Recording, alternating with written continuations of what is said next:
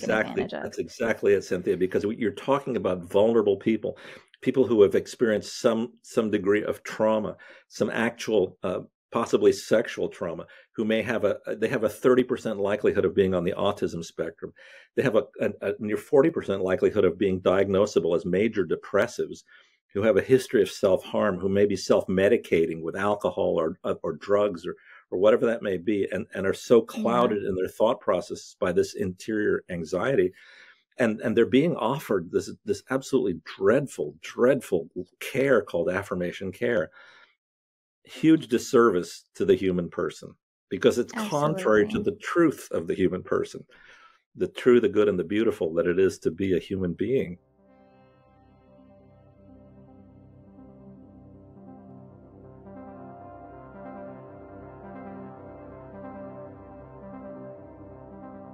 Hi everyone, this is Zach Elliott with the Paradox Institute, and today we have our first ever interview. This one is with Dr. Patrick Lappert, a renowned plastic surgeon and retired U.S. Navy captain. He is interviewed by Cynthia Breheny, our Communications and Design Director for the Paradox Institute, and they'll be talking about the ethics of cosmetic surgery and the ethics of specifically gender-affirming care and the malpractice associated with that. So I hope you enjoy this great conversation. So how did you get into this whole gender debate? Well, it's a long and providential road. I'm a physician by training, a general surgeon and plastic and reconstructive surgeon. The majority of my professional life was serving in the United States Navy, which I did for 24 years. Wow. And essentially, devoted my whole life to that. And then since getting out of the Navy, in the private practice of plastic surgery for another 20 years. Wow. So yeah, and a whole breadth of experience, including large institutional residency training programs and multidisciplinary reconstructive surgery teams. We took care of combat trauma, cancer patients, all kinds of pediatric, adult, chronic wounds, congenital deformities, hand injuries, all that stuff, which was a great blessing to be able to learn that and to do that for so many years. I retired from surgery about 2.5 years ago. I still have a medical practice. The way I got into this subject was, so as we were talking about before here, I'm a Jew by birth, grew up really as an atheist since age 12. I was an atheist until age 41. Wow. Yeah, and then I was received into the Catholic Church. I was baptized, and now I'm an ordained deacon of the Roman Catholic Church. So, wow. Yeah, and so it's been a most unusual. It's quite a journey. I've been married to my wife for 42 years, and so not long after I was ordained, I went to a conference. I was invited to attend a conference on the subject of same-sex attraction. It's actually a retreat for people who experience same-sex attraction but want to live a life of chaste love, chastity, want to live chastity as Christian virtue that we're all called to. Anyway, in the course of that meeting, I was invited sort of to participate in this Catholic apostolate called Courage. And Courage is an apostolate of the church that serves people who are trying to live chastity, which is everybody in the church is trying to live chastity, according to your station in life. But in this case, predominantly men who experience same-sex attraction, but men and women. And I went to an annual conference up in Villanova. And in the course of that conference, there was a breakout session for clergy. And in the course of that breakout session, having a sort of free-ranging discussion, one of the priests there opined that one day the church will catch up to the science, and we will recognize that man's sexuality, gender presentation, and all that is a spectrum of naturally occurring examples of normal human life. Okay, so I heard that, and I offered fraternal correction. I offered the science, as I know it, as a biologist, physician, surgeon, taking care of humanity for the last 40 years.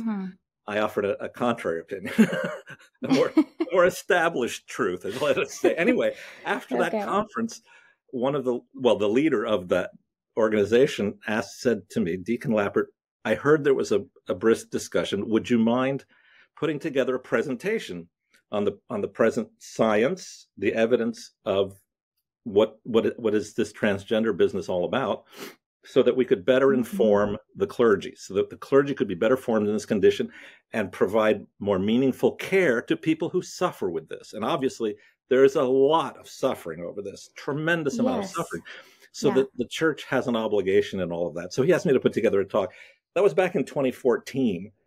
And since the first time I presented it, the calls for offering some version of the talk have about twice a month. I travel to give presentations to teachers, school administrators, parochial vicars, bishops, and others. And then doing that has also drawn me into the world of being an expert witness in court, defending or refuting the assertions involved in legislation protecting children from gender affirmation care, right? And then what's the scientific basis of that? So I present as an expert witness, as a plastic and reconstructive surgeon on that, many cases up to now. And that's how I got here.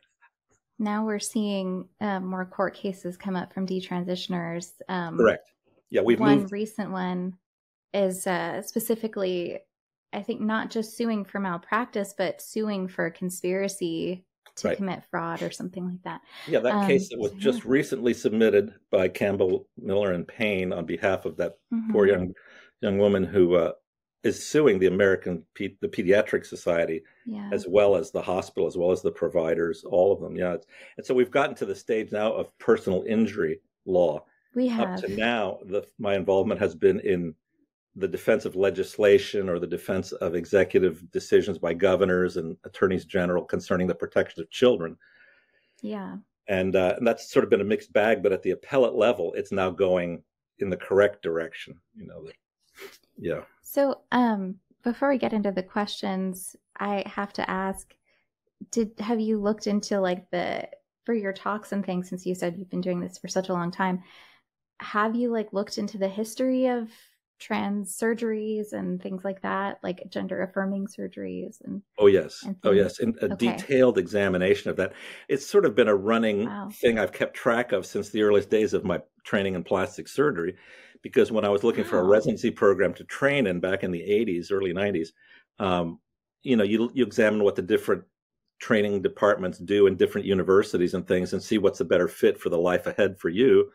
And I remember seeing that there was a program at University of Virginia where there's one surgeon who was providing these services. It was a sort of a onesie twosie, and maybe a little here, maybe a little there, but you heard about it. And I sort of keeping remote track of it. But that all changed. That all changed back around 2012. Suddenly it became a big thing, and a very big and public thing. And so that caused me to re-examine it. And obviously, with the request to put together a talk, I've looked at in depth. And I've also examined in depth the scientific evidence that proponents of affirmation care use, and which they'll even use in courts of law, sworn testimony, expert opinions. So they're presenting the very best they have in support of affirmation care. So I get to read that because I'm the expert witness on the other side of it. And a detailed examination. Now, it's been a running examination for the last 9 years. Shows that it is of the lowest quality scientific evidence, what we call expert opinion. And expert opinion is only as good as the value of the scientific evidence that supports it. If it's just a man's opinion, well, that's interesting, but that only informs a possible experiment. It cannot guide surgical and medical decision-making. So what they have is sufficient evidence to craft an experiment, but they most certainly do not have sufficient evidence to guide the care of children, particularly if what they're proposing is irreversible medical and surgical and partially irreversible psychological effects of doing this to children. Yeah, even with adults, I'm starting to really, really walk back a lot of my stances. I used to be more of the mindset of, as long as you're a consenting adult, but the standard of consent Yeah, has really been low. It is not anywhere near what we would generally consider informed consent. I yeah. mean, I had wanted to go into medical school and become a plastic surgeon originally. I couldn't Really? because at the time, I had a spinal injury that I'm now healed from, but it really held me back from being able to pursue that at the time. And like I loved it was so weird. I loved watching surgery videos and I loved like reading about surgeries. Like that was actually Yeah. one of the things that made me realize like, oh, I don't want to go through with this for me. Like this is not something that I want to do to my body. And so that put me on the path of dealing with my gender dysphoria a different way with Yeah. therapy. Yeah. And so yeah, it's totally different. Like the standards are so different for gender affirming care than we apply to even like lip injections or Oh, yeah. like anything like that. Yeah. So Yeah. The whole issue of consent is one of the biggest issues of all in terms of the liabilities that these physicians, these hospital systems, these insurance plans, all of them, academia especially, because academia is at the root of all of this.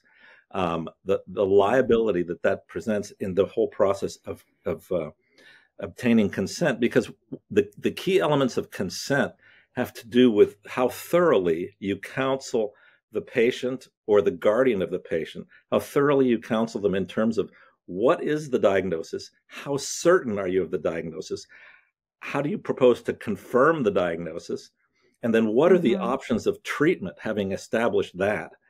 And all of that's missing. All of that's missing because the diagnostician, in this irreversible stuff they're doing to children and young adults, the diagnostician is the patient themselves. There's nothing that's done by anyone along the course of care that confirms or validates the diagnosis. All it is the patient says things, and typically they're saying things that are highly rehearsed because they have been socially transitioned to believe that their sorrows, their anxieties, their sadness are the result of some actual condition of disconnect between their interior imaginative life and their bodies, which is a remarkably weird thing to introduce into the world of medicine. This idea that humanity is essentially a spirit being that occupies bodies that may not be the right one, whatever that means. That's not even science. That's not medicine. That's stupid. It's unsupportable. And all of that's unsupportable. it is. Yeah. So when you talk to a parent or you talk to a patient about doing irreversible things to them because you think that by changing their appearance, you're going to resolve this interior wound, brother, you better have some pretty strong evidence to support your position. And they have no such thing, which essentially renders consent untenable. And here's the other capper to it is that very often consent, or as they like to say, assent, when they're getting children to assent to the surgery, they're essentially making a claim that they're going to resolve this issue through changing their bodies and all the rest of it. And lacking any scientific evidence for that, it's entirely unsupportable. And here's the other problem. They typically will insist that surgery is needed because of the risk of suicide. They'll say, we have to do these things, otherwise your child has a high probability of killing themselves. And they'll say these things in the presence of the child. And they'll speak to the parent and the child as if there's such a high risk of self-harm and death that we must proceed down affirmation. So the children start to rehearse in their minds that they're at risk of self-harm, even if they'd never thought about it. Right now they think, well, I have to follow because I might not feel that way now, but there's a high likelihood I will. So I will go down this road. So essentially they're obtaining consent under duress from the parent. Yes. And the child is incompetent, first of all, to offer consent. And even if that child ages out and becomes competent at 18 years of age, essentially the threat of suicide is still the premise for doing it.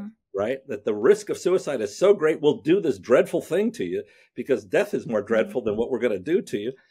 And essentially, if any patient who is self-described as suicidal, by definition is incompetent to give surgical consent.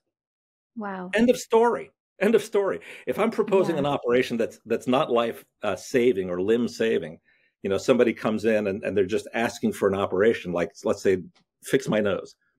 And in the Right. course of consenting them to change the appearance of their nose, they confess to me that, gosh, Dr. Lappert, I am really glad that you're going ahead with my rhinoplasty because those other surgeons didn't understand me. And I'm kind of at the end of my rope here. And I'm so glad you're going to change the appearance of my nose because if you didn't, I'd probably kill myself. I would immediately Mm-hmm. stop what I'm doing Yeah. and say, I can't possibly do this operation on you because you're suicidal. We need to get you help for that. And if after Yeah. we've resolved this interior sorrow that you think is going to be fixed by changing your nose, well, come back and talk to me.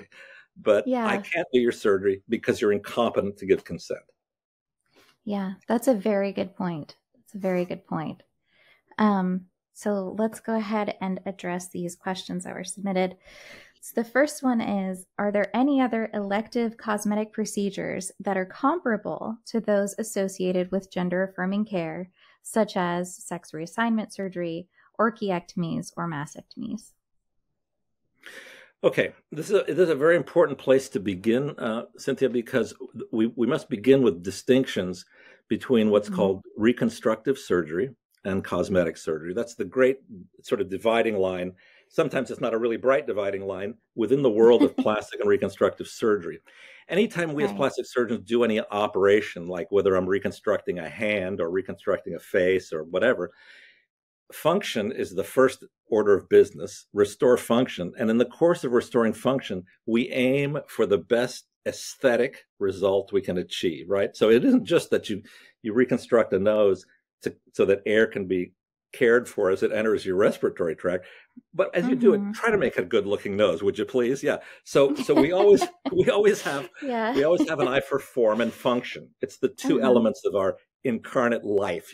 Things have form and things have function, and they're beautifully melded together. It's the truth and the Yeah. beauty of the human person, right? That's okay. Mm-hmm. So that's the first thing. The operations that are done in transgender surgery are all operations that I have done. For example, Mm-hmm. changing the appearance of somebody's nose in the course of reconstructing their nose. Somebody comes in because they have nasal obstruction, because their nose was deformed when they were passing through the birth canal. They've had a Mm-hmm. crooked nose ever since adolescence because as their face grew, that disfigurement became apparent, and they're obstructed on one side. So I'm doing a Mm-hmm. functional operation to get his breathing right, and I'm straightening out his nose, and that's all wonderful and good. I have done genital reconstructions, penile and scrotal reconstructions on people who had fulminant infections around their genitalia and their groins and their lower Wow. abdomen, a condition called Fournier's gangrene. These are very complicated operations sometimes, but the techniques that are used, the flap operations, the transposition of soft tissue to create a neophallus, reconstructing the Mm-hmm. phallus, reconstructing the urethra within the structure. All of those things, those are operations that a reconstructive surgeon, especially like for example, my department at Portsmouth Naval Hospital, we reconstructed the lower limbs and the pelvises and the groin areas of two of the victims from the bombing of the USS Cole. Something Oh, that happened okay. before you were born, probably, but there was a Navy warship in the Gulf of Aden that was Mm-hmm. attacked with a bomb-laden small boat, and in the course of this tremendous explosion, there were sailors standing in line waiting for morning meal, and it Oh, exploded right under the deck they were standing on, and the force of that oh just my shattered gosh. legs and all this stuff. Ugh. Anyway, that operation or those operations essentially use all the same techniques that transgender surgeons use when they create de novo a Mm-hmm. counterfeit penis, a counterfeit Right. scrotum. All of those things are operations I know how to Mm-hmm. do. I've just never castrated somebody so that I could do that. I've just never destroyed their reproductive ability in order to do that. I've never Yeah. destroyed their erotic provocability so that I could give them a counterfeit penis, right? Mm-hmm. There's a distinct difference. Here's the important distinction between cosmetic surgery and reconstructive surgery. Cosmetic surgery aims itself at the restoration of form and function, right? Mm-hmm. Where that has been lost due to trauma, due to cancer care, due to congenital accidents in utero, whatever it may be. So there's an objective deficit, an objective poverty that we characterize and then we aim ourselves at the best functional and aesthetic reconstruction we can make. Now, cosmetic surgery, on the other hand, is the modification of appearance in the service of the subjective life of the patient. Okay, I'm giving you a more attractive nose because it annoys you every time you're getting ready to go, I don't know, whatever it may be. If I can do something simple to solve a daily annoyance, I'm going to offer you that. But I'm going to look very carefully at your motivations. And so a good cosmetic surgeon turns down a lot of patients because the last thing we want is somebody disappointed, or the last thing we want is to do the wrong operation. All right. There are psychological conditions that plastic surgeons meet up with all the time. Body dysmorphic disorder is what most people now understand, but it's something we're trained in, because very often people will come to you seeking a remedy for an interior wound that they dare not look at because it is such a profound wound. They don't want to see it, but they feel their anxiety, they feel their sorrow, they feel their sadness, and they want an explanation. They want to be able to understand their sorrow, so they ascribe their sorrow to their appearance. They'll say, the reason I feel alone and isolated is because I know when people are talking to me, they're always looking at my nose. And I know if my nose was smaller, more defined, I would have more friends. I might even be married by now. You see, you see the difference. And so these expectations of total resolution of profound sorrows through cosmetic surgery is malpractice. It doesn't matter whether it's the facial appearance or if the child or the person thinks that their sorrow is because their genitals look wrong. It's the same mistake, and it's malpractice. It's that simple. It's malpractice. Yeah. Yeah, we've definitely seen a lot of plastic surgeons dropping the ethics. I mean, my. Yeah. Like, no, you go on TikTok and you see trends of people like glorifying like these really exaggerated breasts or really exaggerated like features or shaving parts of their face. It's really out of control compared to what I remember when I was wanting to become a plastic surgeon.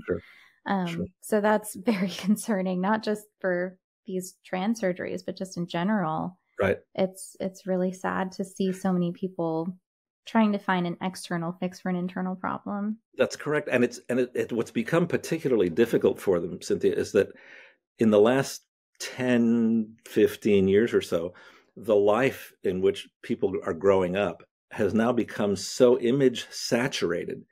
And people have developed this idea, and they've been encouraged to develop this idea, that their identity is a performative identity. That they have to present themselves as something, and they have to do it convincingly. And the more convincingly they do it, the more affirmation they'll get. Affirmation is the key word in what they're offering to these sorrowing people. We're offering you affirmation, right? And that's what everybody's looking for, because they've got this idea that their identity is something that they have to produce. They have to produce, and they have to be really good at it in order to be happy. Yeah. And if you're not really good at it, well, maybe you need more medication. Maybe you need a different operation. And then maybe you'll be really good at it.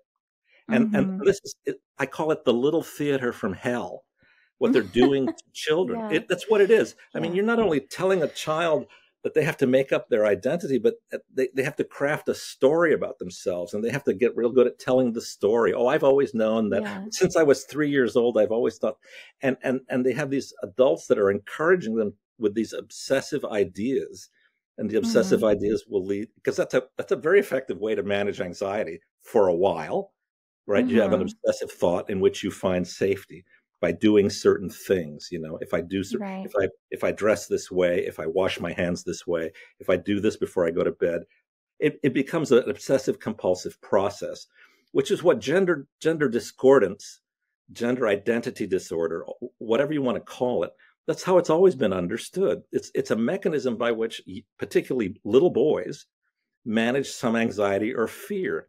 It may have grown out of an actual trauma, but more commonly it grows out of a misunderstanding the little boy has about family dynamics.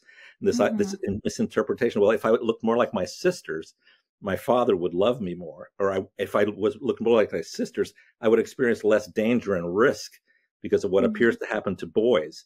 Things like that, you know? Yeah. And historically, almost all boys, and historically they outgrew it.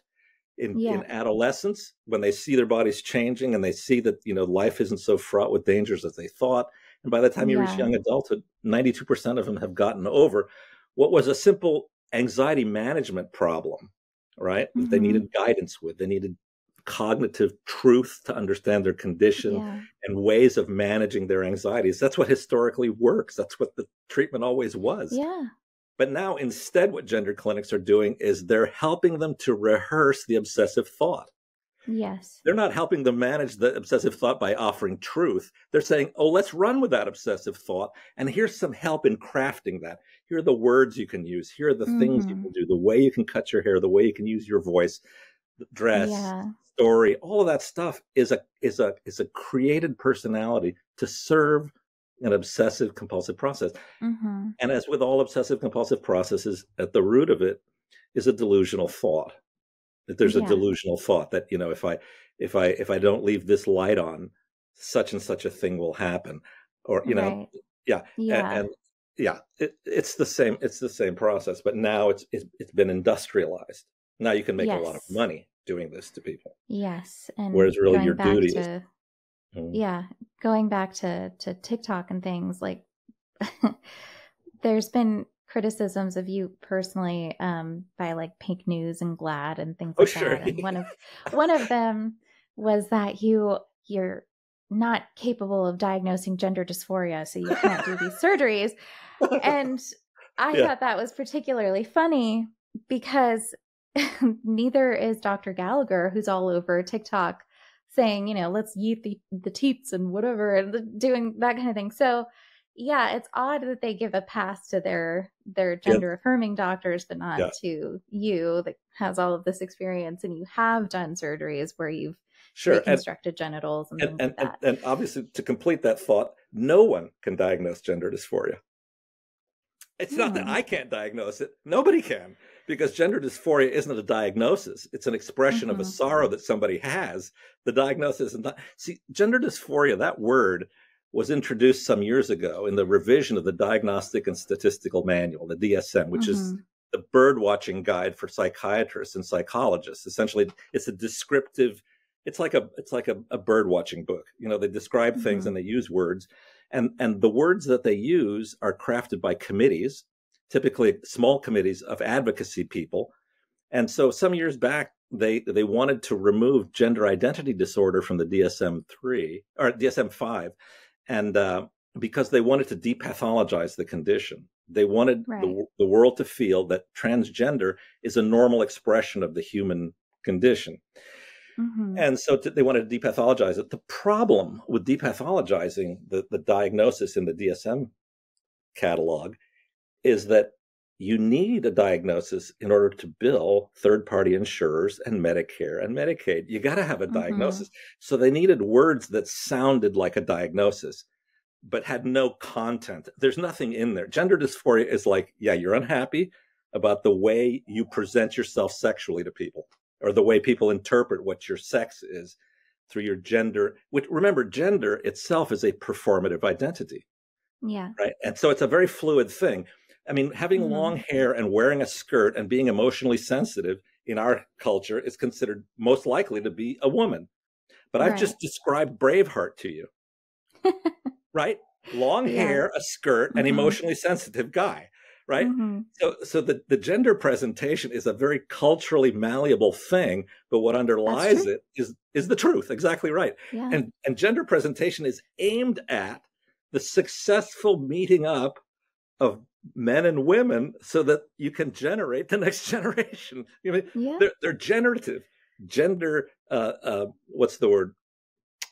The gender, the manifestations of gender in a culture are sort of the habit of that culture. And they keep it because it works.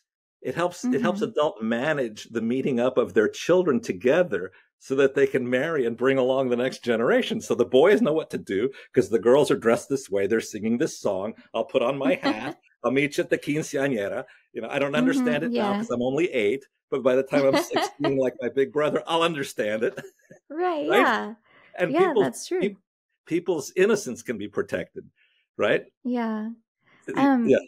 People often bring up third genders from other cultures, and it's such a self-defeating point, because a lot of times these third genders or cultural genders outside of male and female are often kind of like an exclusive lower caste of You're right. people Exactly. that are kind of like, I guess, demoted to, like, oh, you're too feminine of a boy, so that means you're going to go work with the women and you're going to have a lower station and we're going to treat you like a woman, Right. but because you're not really like good enough to be one of the boys. Or in other cultures, Yeah. I think it's a Polish tradition is, well, if you're a woman and you want to own property and things like that, then, well, you're never going to be allowed to marry. You can have the title of a man so that you can own property, but you can't ever be in a relationship or have children or what. So yeah, it's not progressive. It's not a good thing. Sure. Sure. Yeah. So, There's no question that stereotypes, gender stereotypes, can become very rigid and ossified things, mm-hmm. and we can lose track of the real purpose of these cultural traditions is in the service of the person, in the service of the family, in the service of the community. And yeah, when they get like really stringent and straightened and oppressive, then they ought to be re-examined, certainly. Mm-hmm. But to throw them all out, right? Yeah. Root and Because branch. yeah, Bad there are idea. averages. There are Exactly. averages of sex differences that are expressed in behavior. Exactly. And things that draw boys to certain things and things that draw girls to certain things. And it tends to be more conducive to their learning environments and makes them more happy. And we've seen boys struggling in school a lot because we're wanting to shift public school teaching more towards an environment that's conducive to the way females learn.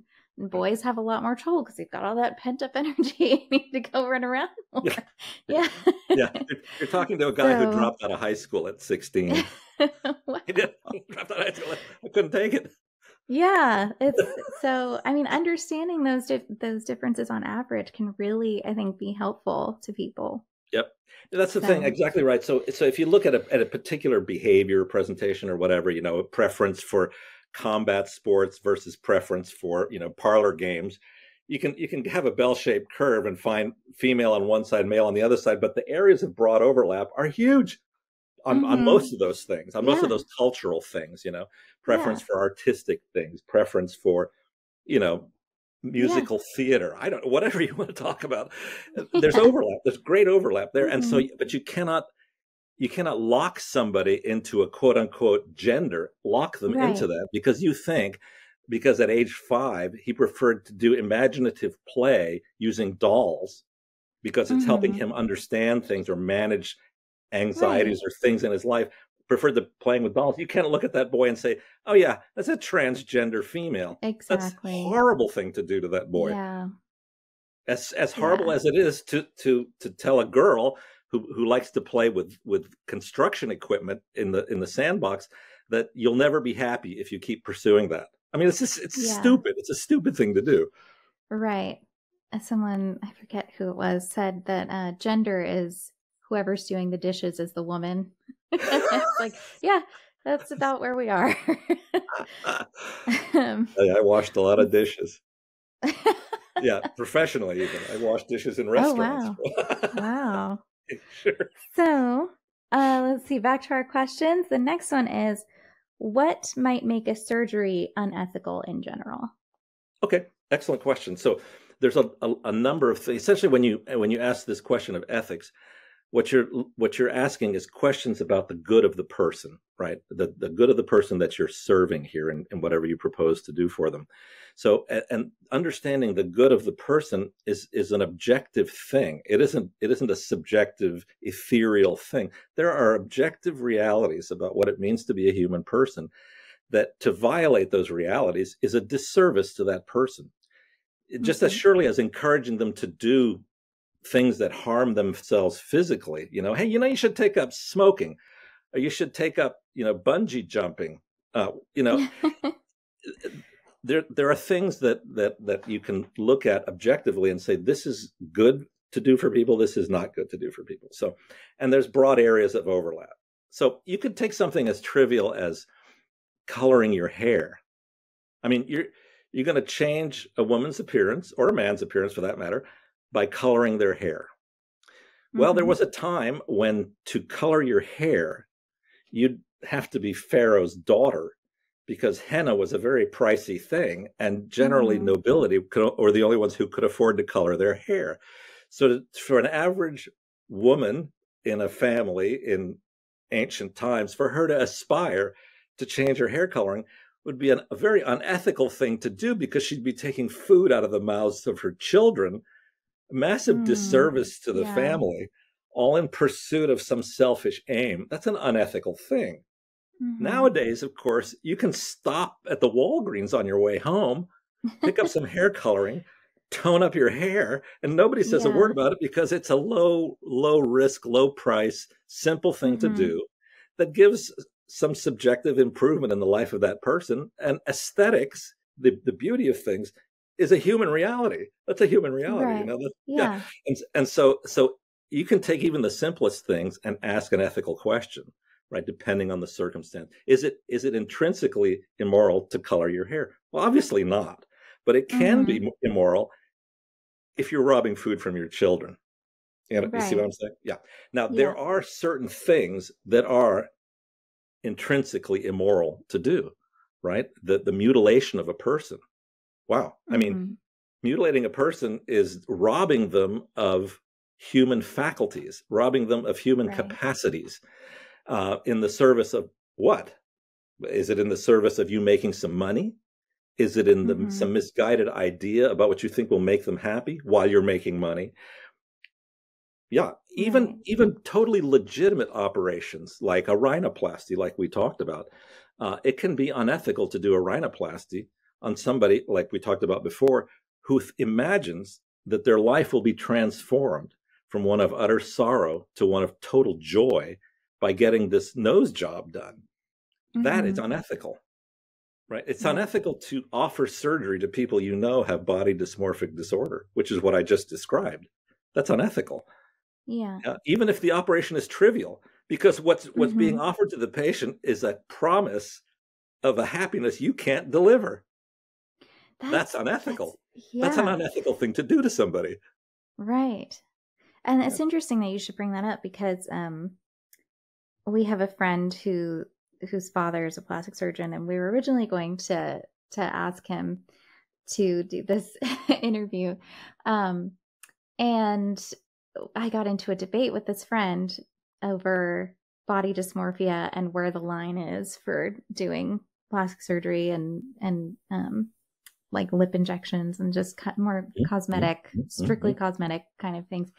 And he actually brought up that, well, if it can make somebody's body dysmorphia like go away just a little bit, then it's fine. And well, it's better that somebody like my dad does that, even if it isn't super ethical, because he's going to do it well instead of them going to a surgeon who's going to botch it or something. Yeah. And I was like, wow, is that where we are now? Is that where the line is? Okay. Yeah.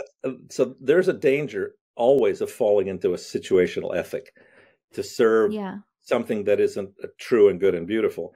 And this is the reason why, a daily examination of conscience, particularly if you're a surgeon, I'll tell you what, I mean, can you imagine any human activity to compare to being a surgeon where people entrust themselves to you, and what you're proposing is to actually harm them in the hopes of producing a greater good? You're taking sharp objects, right? You're cutting them.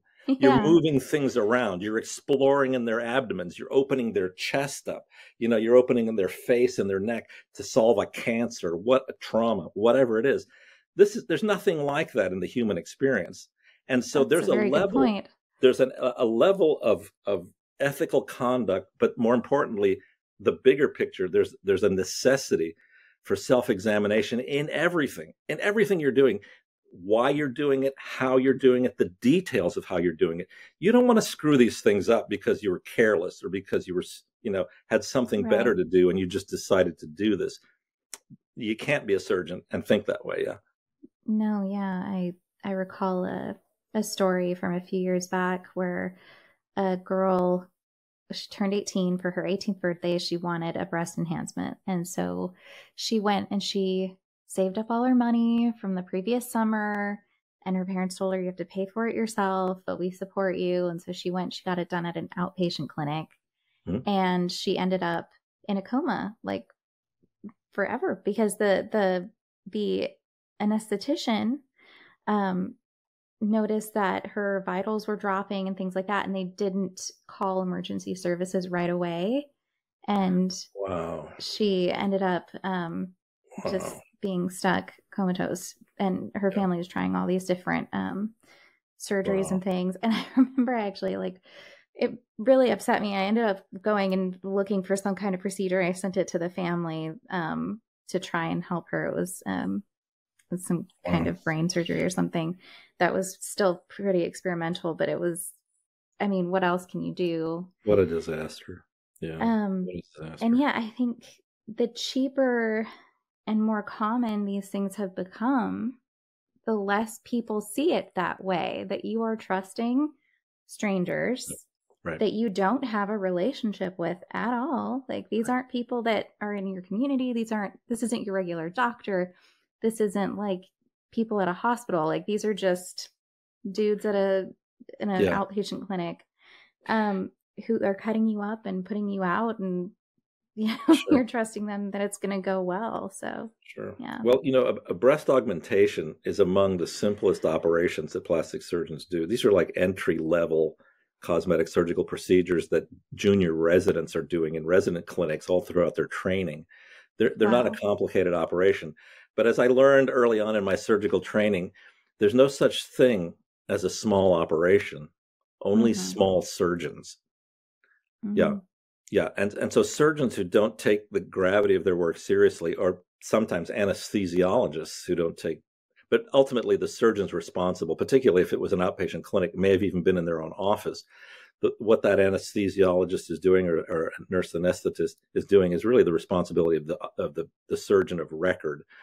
So, peculiar and disastrous things happen, but that's part of what goes into surgical consent. In my surgical consent form for breast augmentation, it includes a discussion of anesthetic risk. You got to have that in there.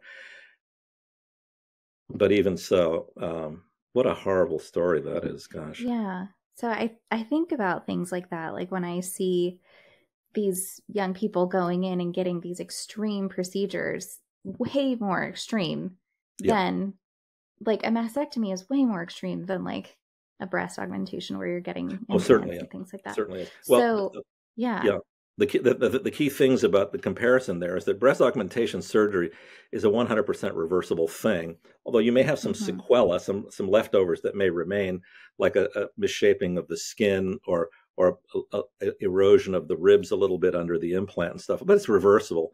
But chest masculinization, as they like to call it, taking healthy females and mastectomizing them, that's a seriously aggressive and invasive and irreversible thing you're doing. You're robbing them of the faculty of breastfeeding, and typically in the course of doing the operation, because they use free nipple grafts, they take the breast mound off, they remove the nipple and reapply it to the chest wall as a free full thickness graft of nipple skin. You render, not only you lose the ability to breastfeed, but you've separated the nipple from the fourth intercostal nerve that supplies the nipple, that has direct communication to your hypothalamus, your pituitary, that produces oxytocin in response to stimulation, that not only allows the breast to produce milk, but it's part of the erotic arousal that serves to bind the two in the sexual embrace. You rob the person of that, they'll never get that back either.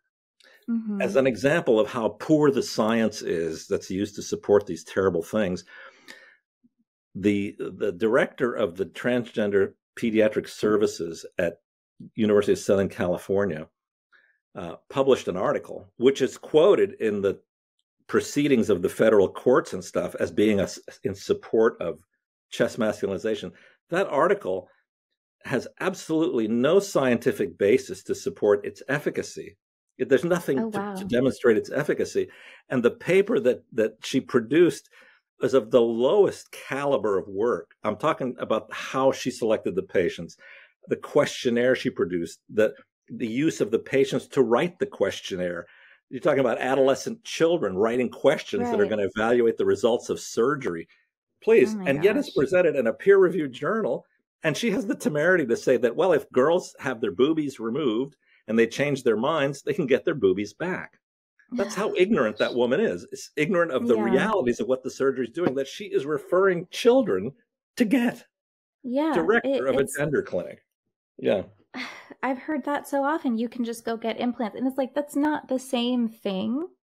And further, if a person has detransitioned and now they regret the surgery and they feel traumatized by like medical groups and surgeons and everything, what do you think the last thing they're going to want to do is go back to a surgeon, go Right. back on the table and go through another surgery? Like, that has to be terrifying. Yeah. Yep. So it is so unethical, yes, to Clearly. act like you can just, oh, it's not a big deal. You can just go back and have more surgery. Like, every surgery has a cost, as I'm sure you're aware. Amen. And there's a cost to anytime you go under anesthesia. Like, it's a trauma to your body every time you do this. And it is crazy to me that they treat it like it's not a big deal. Like, that's not the case. Well, there's certainly a lot of money to be made in convincing the public that this is easy peasy, and we'll even have a finance plan. And if you don't have the money, we'll solicit public funds through your state Medicaid offices, and we'll compel insurance companies to provide the funds to do this to you. Yeah. Or you can just go set up a GoFundMe, or I've even seen it was a pamphlet online that was directing girls to do sex work to pay for their masculinizing surgeries. Yeah. That is a common thing.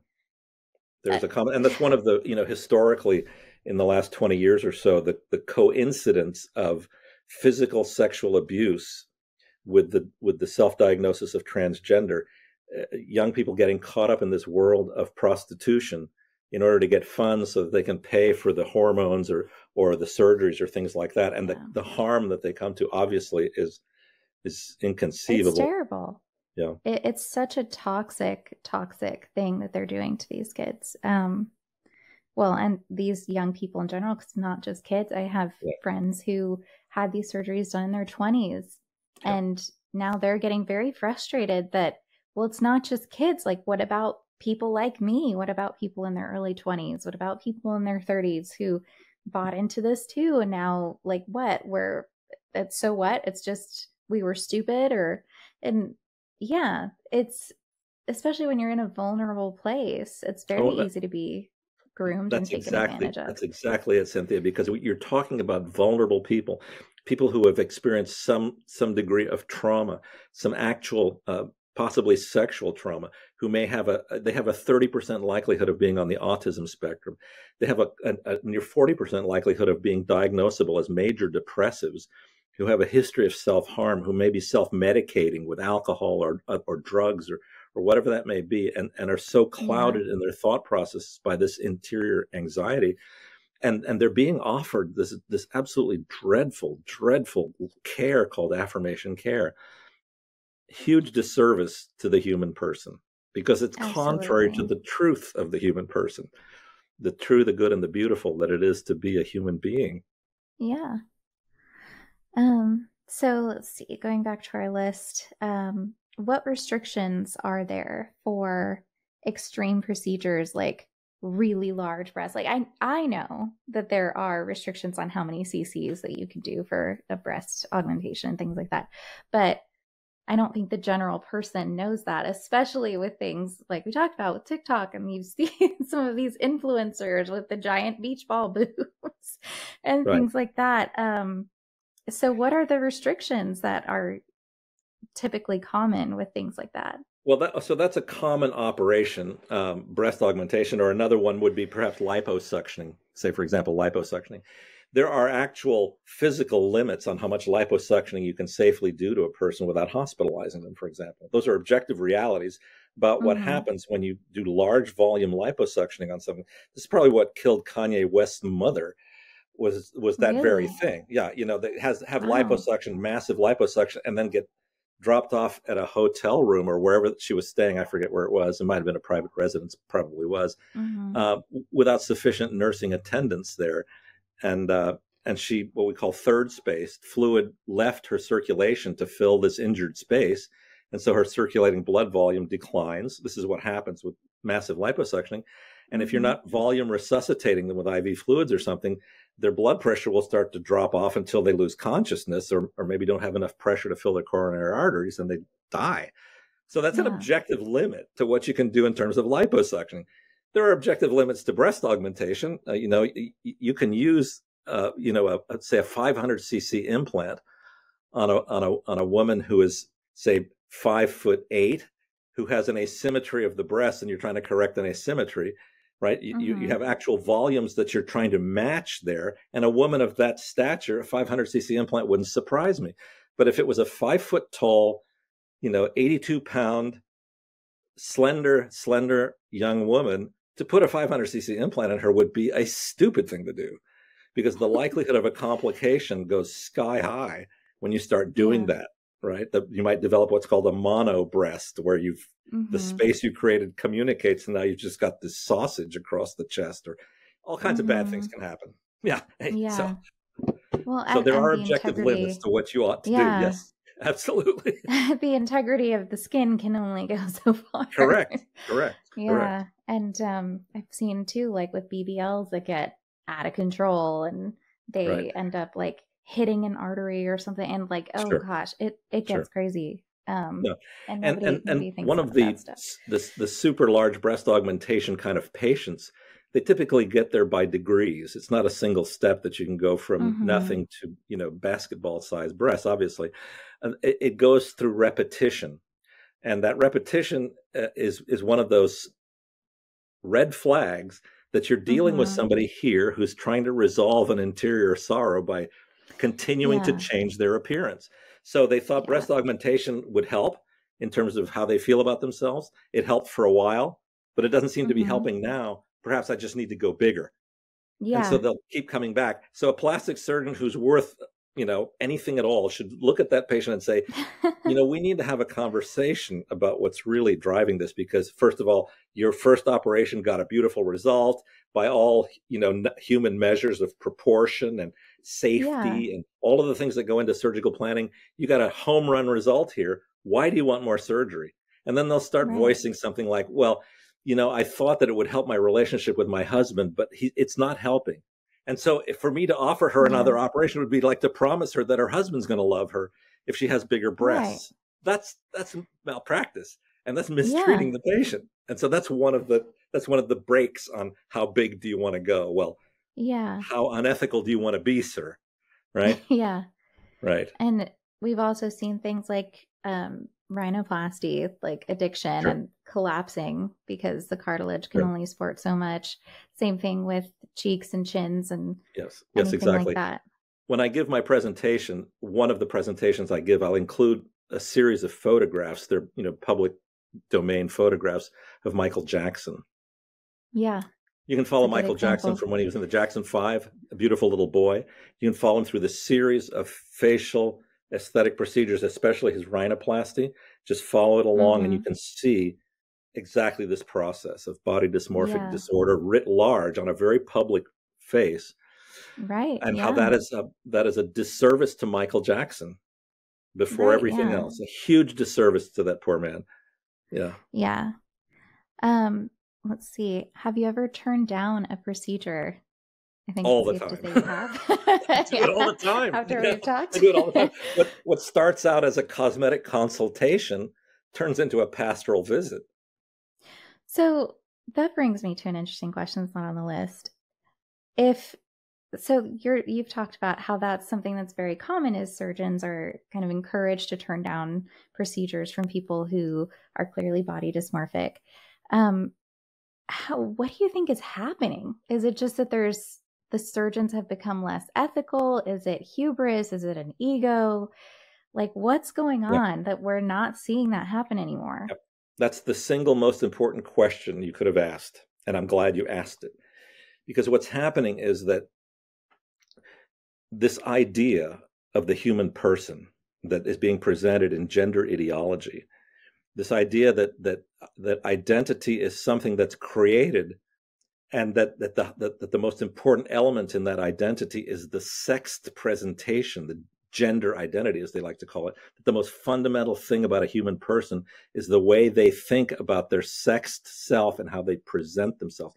That whole idea is a novelty that grew up in academia, beginning, maybe in the 1920s. It was a harebrained little thing that was trickling through the German academia, found its way to the New World.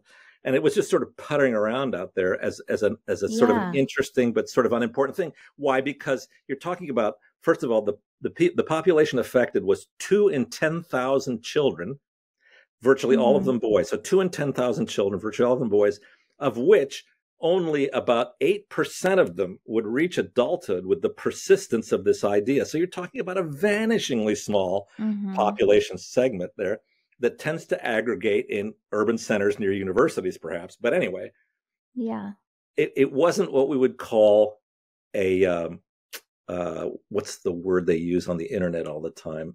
You couldn't turn it into an enterprise. You couldn't turn it into a thing because there were so few patients. You could barely study it anyway. And so you hardly heard about it. But that changed as this idea of performative sexual identity has trickled down through academia, and it's in all the teaching materials right down to kindergarten level now. But the doctors are growing up in that world. The doctors are growing up in a world where their medical ethic is informed using political language, that use political language about aggrieved minorities, and that they have a duty, right, to the good of society to offer these services. And the language is all political language. So they grow up in the world of medicine, imagining that one of their duties is to champion a political ideology in the service of a particular person. And that has become a financially very lucrative thing to do. So now you've got kids growing up in the medical world, working as clerks in their clerkships, 3rd and 4th year of medical school, maybe spending time in the surgery department and the pediatric endocrinology department, where they've got their trainers, their teachers are speaking this same way, this political language. And they lose sight of the fact that they have diagnostic obligations, they have therapeutic obligations that they need to attend to. Well, they just dismiss all that, saying, well, we have to be open-minded. You can't be transphobic. You can only affirm, and off we go. So all of a sudden, there's a massive amounts of money in it, amounts of money, and you get comfortable giving the right answers to your superiors who are training you. If they say, oh, transgender affirmation is scientifically based, and you hear that every day, you go, oh, it's scientifically based, and I'm real busy right now. I got 5 more patients to see. I got to get back to the attending surgeon and follow him through whatever. And by the time they come out of that program, they haven't given any thought to it, but they've fallen into a way of life, a way of practice that their elders taught them was good. I think that's true for a lot of people right now. No one has the time to look into this. Exactly right. And by the time you come out of medical school, you have tremendous debt. By the time you finish your residency, you haven't paid that debt off at all. And so you arrive at your professional life that you've trained for all these years with a massive burden of debt. Now you've got a job, and it's being run by computer, and the amount of time you spend with the patient is measured, and you have basically a pick. You pick this answer. If they say this is the treatment that you offer. You got to get through the visit. And before you know it, the patient's come and gone, and they've been pigeonholed into a treatment regimen, and he's too busy to ask the question. It's a terrible way to grow up as a doctor. Worst way to grow up as a surgeon. Yeah. I just did an article about one of the women who advises the WHO and things like that on gender affirming care and how to help transgender youth and blah, blah, blah, and wrote the guidelines for AIDS in transgender youth and this and that. And her ideas that I watched her give like a talk and a video to one of these groups. She is bonkers. She was suggesting that sex isn't a thing, like it's not a physical thing. It's just some idea that's not based in reality. and that every patient should just have a checklist that they go through of their anatomy with their doctor. Exactly. Yeah. Personal autonomy and the checklist. So it's a person with a uterus. It's a person with a vagina. This is what the doctors are being told to do. I lost you. Doctors in training is, they're not women. They're persons with front holes. They'll actually use words like that. Yeah. These are unbelievable. And the more you speak that way, the more likely you are to get a tenured position at a major university now, because you're the public face of all this money that's flowing into this department to produce these services and make the universities massive amounts of money, inconceivable amounts of money. It's crazy. I was looking at the amounts of money expected from each patient, because it's for the rest of your life. And they know that creating these obsessions in these people, like, it's chasing the dragon. There's never going to be like a point where you're like 100% comfortable. Really. Like, I used to think there was, but having the friends that I have who are trans, I've seen it where they were comfortable for a little while. Right. And then all of a sudden, well, now it's not good enough, because now I think my voice is doing something I don't like, or now that I'm looking at it, I think I am looking a little too masculine. I need to go have such and such surgery, or I was comfortable, but now I think I do need the sex reassignment surgery or whatever. And it's scary, because it's not based in reality. No. And I've had some of them tell me, no, there's nothing you can say to make me feel better about it, because you don't hear it, I hear it. And it's like, yes, I know, because I was in your shoes. Yeah. And that, like, you have to realize, like, it's not sustainable. Like, it's crazy. You're going to hurt yourself. Like, if you keep doing this. That's right. That's how affirmation messaging works. Affirmation messages work because they work. To give an affirming message to an anxious child, they'll feel better. If you tell them they're brave, if you tell them they're beautiful, if you promise them that they're going to be happier when they craft this new personality and dress this way and act this way, if you promise them that, they're going to feel better. And the parents are going to think, well, we're on the right track because they're doing better in school. Well, affirmation messages work even when they're lies. Children feel better even when you lie to them with your affirmation messages, like, oh, keep trying, honey, you're going to be an NBA star. Your little smaller than average boy is never going to be an NBA star, but he'll feel better for a while and he'll practice his free throws. You know what I'm saying? Yeah. And so that'll happen. It helps for a while. It helps for a while until the reality creeps in, and then it doesn't help anymore. And then so you go to the next step. And that's why this is really, it's the transgender treatment industry, because you bring people in at one end, and it's just predictable that they're going to progress down to the next. Why? Affirmation makes you feel better. High dose testosterone will make you feel great. Yeah, Boy, that's what I've heard. You take an anxious girl who's hiding from her classmates because she's starting to turn into a girl and she feels vulnerable sexually because she's looking more and more like a girl. You give her testosterone, ain't nobody going to scare that girl. She's probably going to pick a fight. She'll get euphoric. She might do better in school. She might be more socially integrated, because that's what androgens do to your brains. This idea that nothing can stop me now. Well, you haven't cured their gender dysphoria. What you've done is you've given them a side effect of high-dose sex steroids.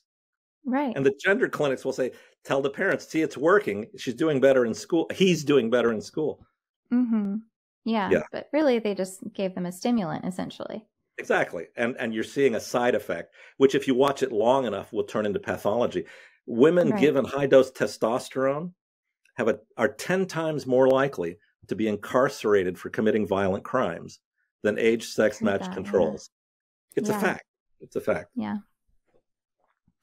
So the next question is, have you ever questioned what you're doing? Which I think they maybe thought that the plastic surgeon we'd be talking to was somebody who was doing gender affirming surgeries and things like that. But to answer briefly, I question what I'm doing every day. It's like what we were talking about before. You have to examine every detail of what you're doing when you're a surgeon. Because if you're not, you're a bad surgeon. No small surgeries, only small surgeons. Yeah, that's true. Do you think you're promoting harmful attitudes about self-image? As a plastic surgeon, you mean the kind of advertising that plastic surgeons do? Yes. Yeah, excellent question. That's a really excellent question. And because that fits into that whole idea of false hope, false optimism, a promise of the what is actually unachievable. These plastic surgeons that, for example, will advertise outdoor billboard ads for liposuctioning, and they'll have a 20-foot high image of a woman's torso that looks like a 15-year-old volleyball player. A 15-year-old volleyball player that has never darkened the door of a plastic surgeon's office, but right next to it says smart lipo, laser liposuctioning. You see a sign like that, and that's a bad thing to do. That's a very bad thing to do. This false promise. Did I answer the question that you asked, or did I go off on a side tangent there? I think that answers it. Do you, I mean, it is a question of am I promoting harmful beauty standards? Is it too far? What? Yeah. Yeah, and it isn't just the doctors that are doing it. Obviously, it's the people, everybody who, from the people who sell hair care products, to the people who make clothing, to the people who make movies, the people who make, music videos. Yeah. Everybody's wrapped up in this. Why? Because we've bought into this terrible idea that the human identity is a performative identity that serves the subjective life of the person and nothing more, that there's no identity to be found in the reality of the person themselves and the truth, the beauty and the goodness of the person. They've thrown all that out. Why? Well, because that's where the materialist worldview comes from. The materialist worldview that says that humanity is really nothing more than a really inconceivable series of accidents, and that there is no reason to be here, and that the only reason is whatever you can create for yourself, rather than looking into the world and asking yourself, well, how did I get here? Why am I here? Who am I serving? What we talked about before the show, the finding the peace that you find when you give yourself for the good of other people. That's where you find true human identity. That's why women find identity in motherhood, whether they actually have their own children or in the motherhood they offer even to strangers. That's where men find their identity in fatherhood, whether they're married, single, whatever. There is a sense of fatherhood, paternal care that we can offer by giving ourselves for others. And as with all things, the attributes of those two things overlap. There's an overlap between the maternal goods and the paternal goods. But that's what it means to be a human being. We're made for the other person. That's what our genitals tell us. Sorry, but let's digress here.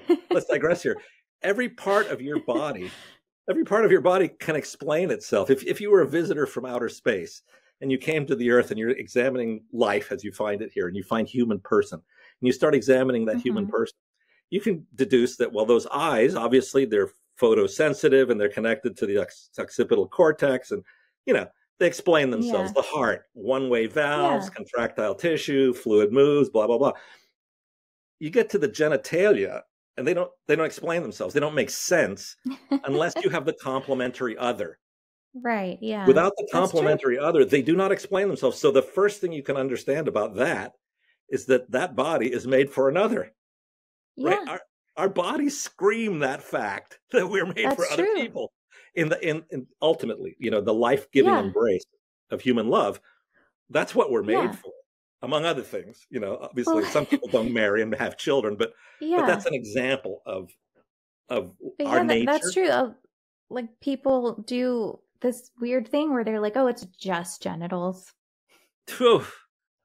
My goodness, it's just genitals. But genitals are an indicator of the rest of the body. What you're made for, right? It's a key part of that, and the processes that produce those genitals, right? The embryologic developmental processes that produce this bright separation between male and female. And it has to be a bright line. It has to be a bright and clear separation, because the more blurry it becomes, the less fertile the subjects become. And you're not generative any longer, right? You're no longer generating another generation, right? So it has to be a bright distinction. And that happens in the first instant of conception. And it sets the course. Is this person going to be a donator of large gametes or a donator of small gametes? Is this person going to be ordered towards carrying the baby or just caring for the person who's carrying the baby? All of these things includes everything. It includes the psychosocial processes of development, the effect that androgens has on a male brain versus what estrogen has on a female brain. Yeah. Every cell in your body screams that you are made for making big gametes and carrying babies, or making small gametes and taking care of the person that's carrying that other person. You know what I'm saying? Otherwise, we wouldn't be here. We wouldn't be here. Especially if you imagine that we all got here by accident. Yeah. Right? It's crazy. It's funny that you should go into gametes, because that's Zach, probably the guy who started the Paradox Institute. He says gametes all the time. It's a great word. Does he say gametogenesis ever? Does he ever? He has, yes. Excellent. I'm encouraged to hear that. So that's like one of the things that we joked about when we started becoming friends, is we were like, how do you like your gametes cooked? And we like made all these stupid egg jokes. Having scrambled eggs for breakfast. That's just the kind of talk. Yeah, that's the kind of talk we like around here, is gametes. Okay, let's see. What other questions do we have? Oh, this is a good one. Who is eligible to define ethics, like medical ethics generally? Well, medical ethics is based in moral realities, right? And any kind of ethics is based in moral realities.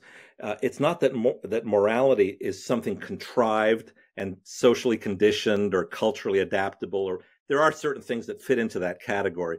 But at base, ethics is rooted in moral realities about the good of the person, okay? And moral questions are decided at many levels, but fundamentally and foremost within the conscience of the person, okay? So the conscience is this interior dialogue, not just a one-sided dialogue I would propose to you, but we'll just leave it at that for now. There's this interior dialogue that if it's going to come up with the ethical moral answer, it has to be informed. A conscience must be formed in order to give good answers, right? You can't just have an ill-formed conscience that, tries things out and we'll see what comes out the other end and plays fast and loose with other people and is, situational in its determinations. A well-formed conscience understands fundamental truths, and if it doesn't, seeks to form itself in those truths. So that's the first thing. So who can opine, who can offer an opinion about ethics? Well, we're all called to that. We're all called to that. The harder the questions become, the more difficult it may be to form your conscience, but the more of a duty you have to do that. You have a duty to form your conscience. And in a question like this, that duty resides in very large measure on scientific evidence, scientific truth. The scientific method, scientific method is a gift to the world from the Christian church, right? Because the scientific method developed in that other massive gift to the world from the Christian church, the university. The university is a child of the gospel. The university is based on the idea that faith and reason have to be in agreement because they are both sourced in the same truth, and that the truth never changes because the truth is a person that never changes, Jesus Christ, through whom all things were made. So the university recognizes that fact and recognizes that wherever you go in the world of philosophy, what we today call science, if there's a disagreement with what you're discovering scientifically, with what you know in terms of the queen of all sciences, theology, you have to reconcile that difference because faith and reason have to agree. If they don't agree, either your science is bad or your faith is unfounded. Pick one, right? And so the university seeks to reconcile those things, right? And so it was the habit of persons working at universities to daily examine their conscience. The things we were talking about before. Do you ever question yourself when you go to work? Yeah, you better be questioning yourself, especially if you're doing irreversible things to people, right? Yeah, so Who can opine on those questions? Well, we're all called to opine on ethics, but we're also charged with the duty of forming our conscience in the truths which never change, and truths that are revealed to us sometimes through scientific progress and sometimes by other means. But if you're onto the truth, you're onto the good of persons, and you get good results, right? Good results in medical care would include not mutilating people, you're not doing irreversible things to them, right? Seeing their flourishing and their resolution so that they can live the fullness of their life and not have to live with a burden of sorrow or anger or fear or anxiety. We have a duty. We have a duty to serve those people in the truth, because charity that's not based in truth isn't charity at all. It's serving your sense of yourself, maybe because you think you're charitable, but it's not serving the person, because charity has to be based in clarity. No clarity, no charity. Let me conclude here. The definition of charity, serving the good of the other person. The definition of charity in the Christian mind is the love of God, perfection in the love of God, evidenced by perfection in the love of neighbor. That's what charity is, right? So in both instances, you're serving unchanging truth, right? And so without serving the truth, you're not serving charity. That's simple. Yeah. It's interesting that you bring up Christianity and science, because we're so conditioned now societally to see them as independent things, and that you can't possibly be scientific if you are a Christian. But so many scientific advancements came from Christians, and academic advancements. It's an endless stream of really the examples are legion. Odd to see that now.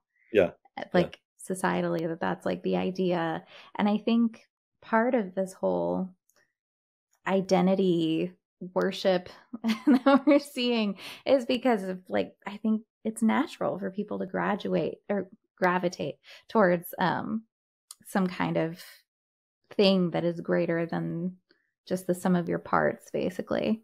So yeah, it is almost like this weird kind of a replacement or something for faith and spirituality. It's a substitute. It's a counterfeit. That's right. Yeah. On what conditions do you say a person is not trans and deny surgery? So again, I think this is from someone who thought that maybe you were a gender affirming surgeon. I didn't specify who you were, so that to avoid getting little haters up in there. So the way I would answer that question, of course, is, and you could sort of glean that from what we've talked about before, is that transgender is not a true human identity, right? Persons are self-identified as transgender, but it's not a true human identity, and it's certainly not a condition or a state of being that warrants medical and surgical modification, because the difficulty they're struggling with is not with the nature of their body, of their sexed self. The problem is elsewhere. And one doesn't do medical body modification or surgical body modification to produce a psychological result that's irreversible and damaging, because you're not. It's unethical to do cosmetic surgery that harms the person.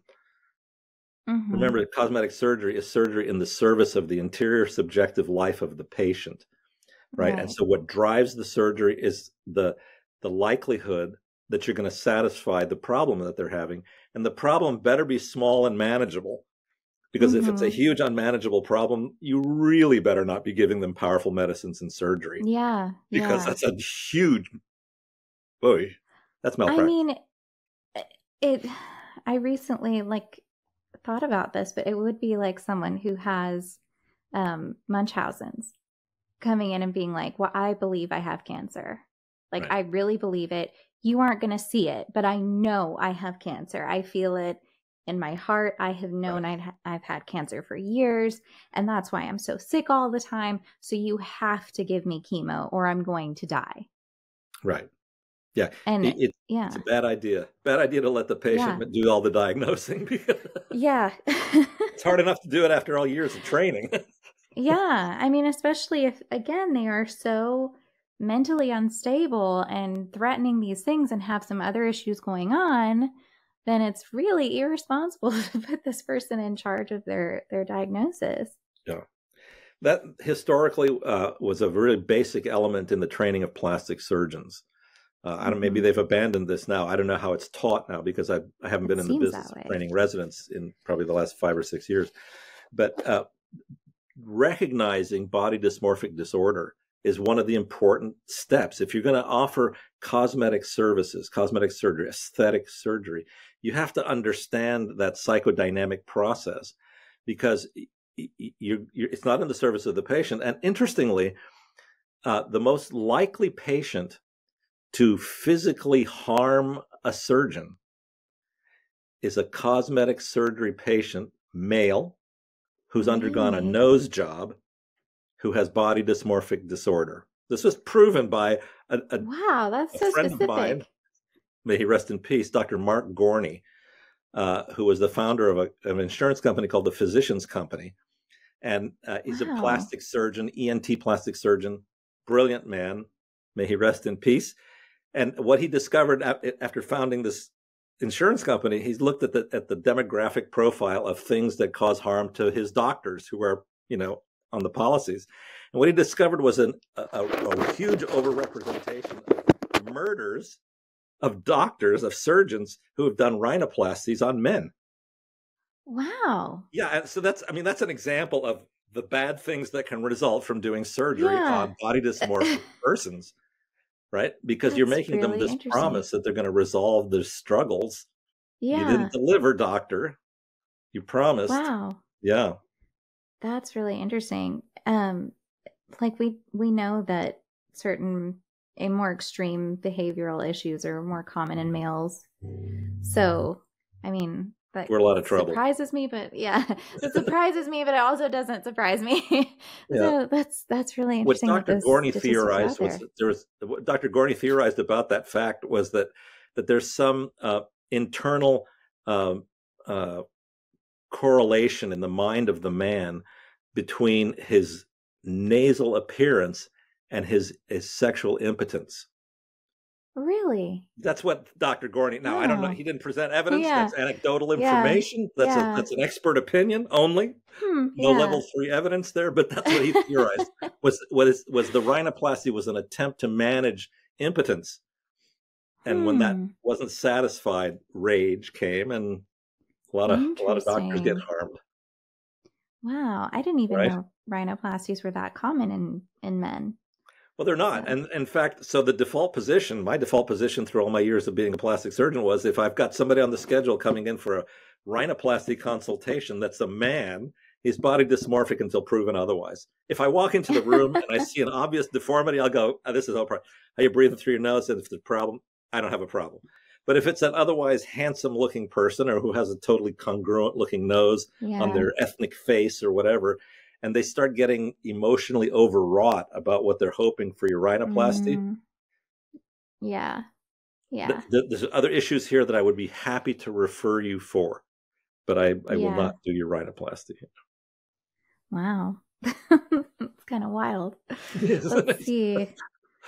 Do you have any relatives that object to what you do, and do your relatives even know what you do?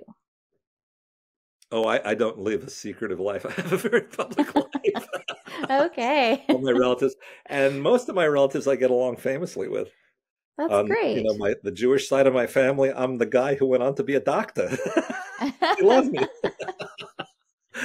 Yeah. All right.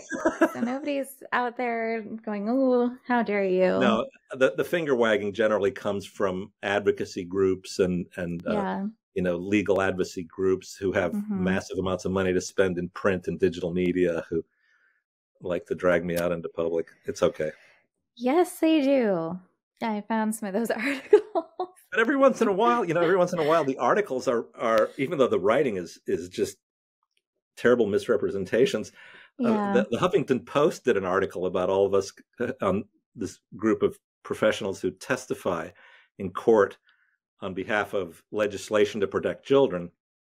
And they had one of these courtroom artists who did acrylic pencil drawings that were really, really, really good.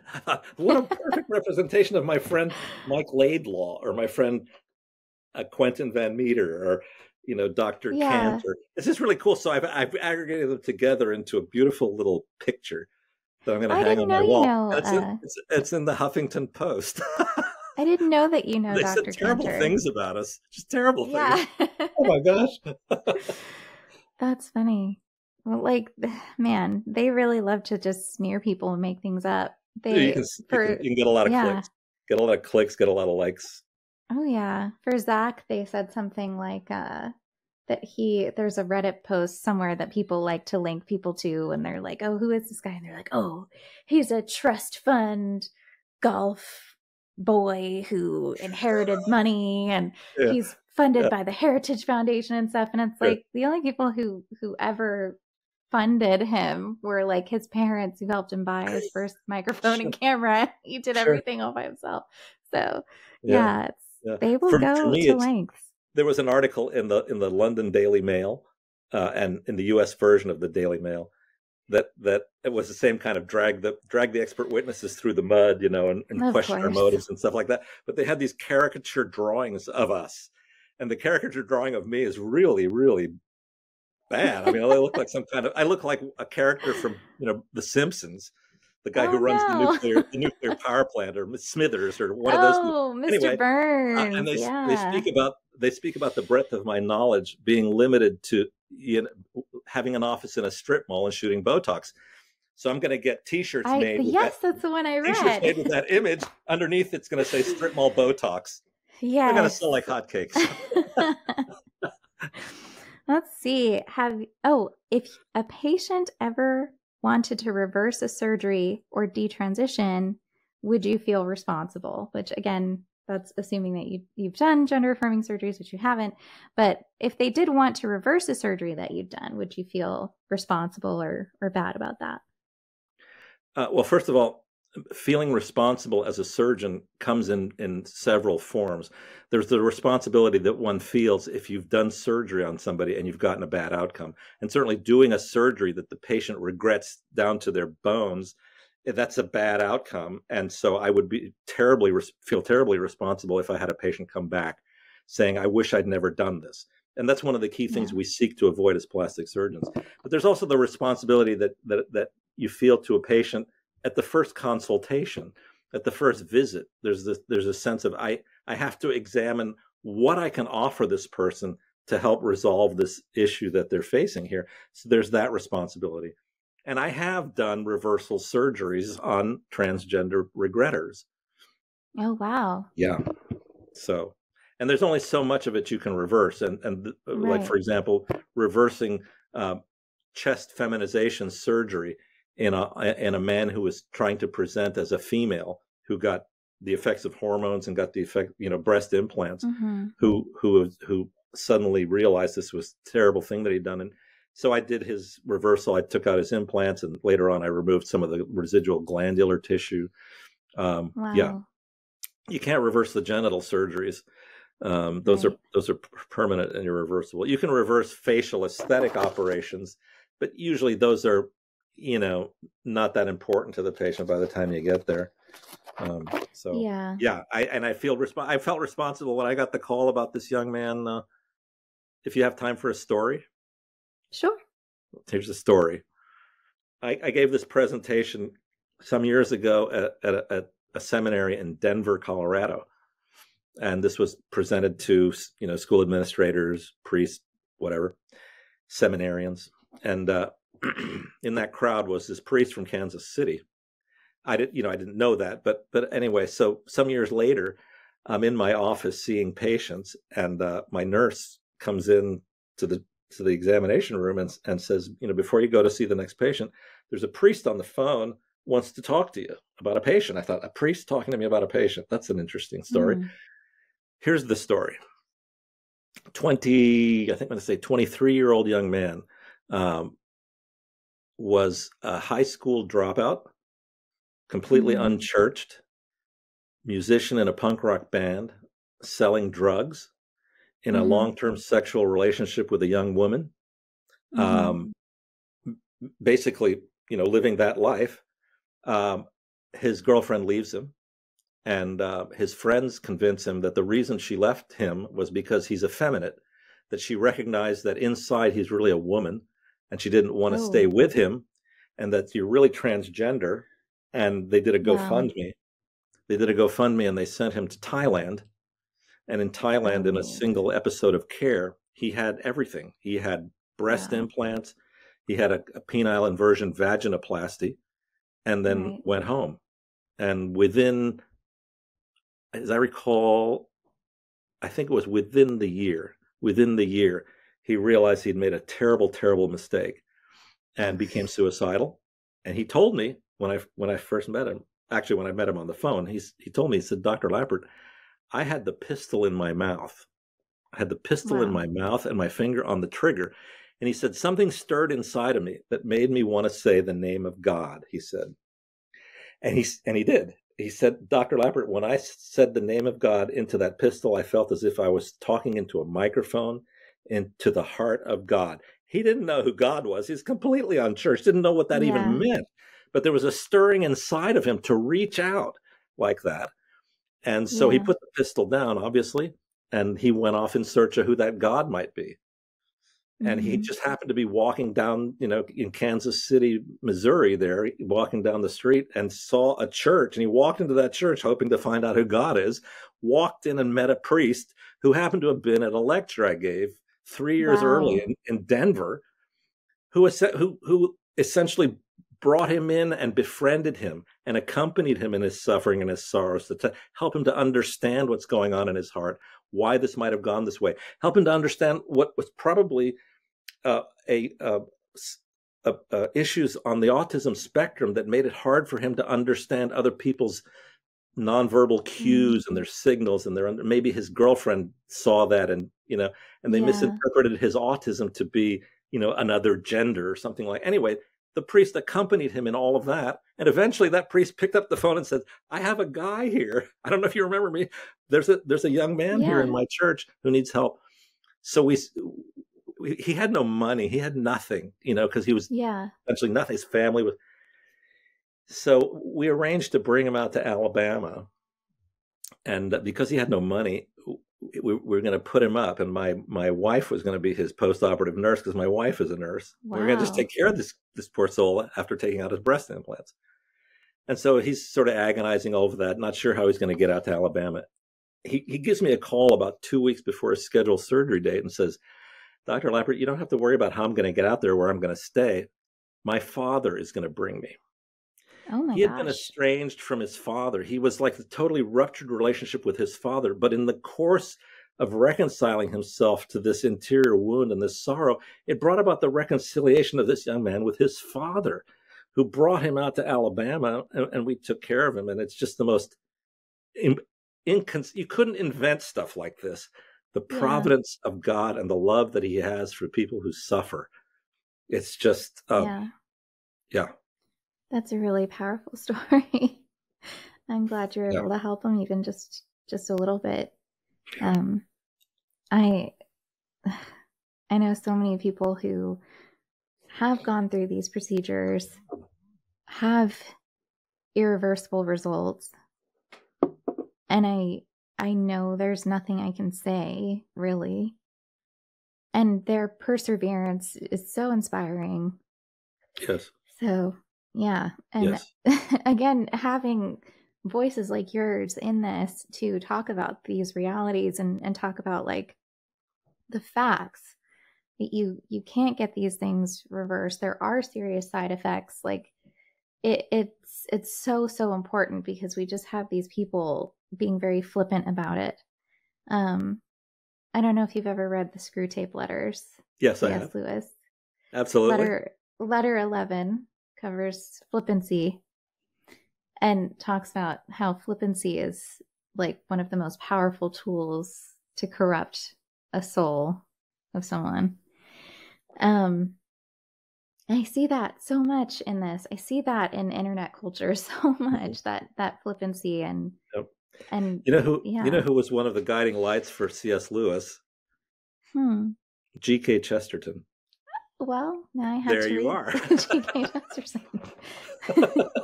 G.K. Chesterton was Yeah. one of the lights that guided C.S. Lewis and his relationship with Tolkien and all of that in Wow. Oxfordshire. And That's yeah, amazing. I you have should to, read I've Chesterton. never heard of Chesterton. I Oh, will you're going have to thank to, me one well, day.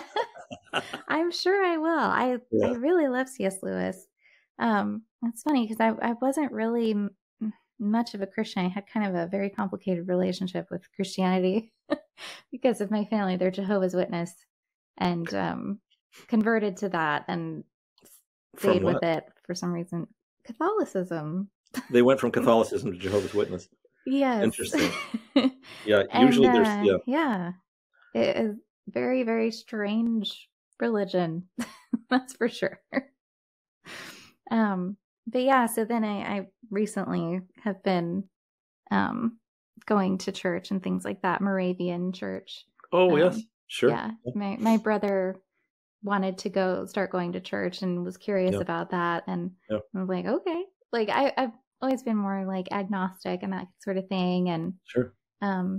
I was more left leaning and more like, I don't know about Christianity. And I've heard a lot of things, but the more I've been actually like looking at the Bible and going to church and hearing things, it's like, oh, okay. So now I understand.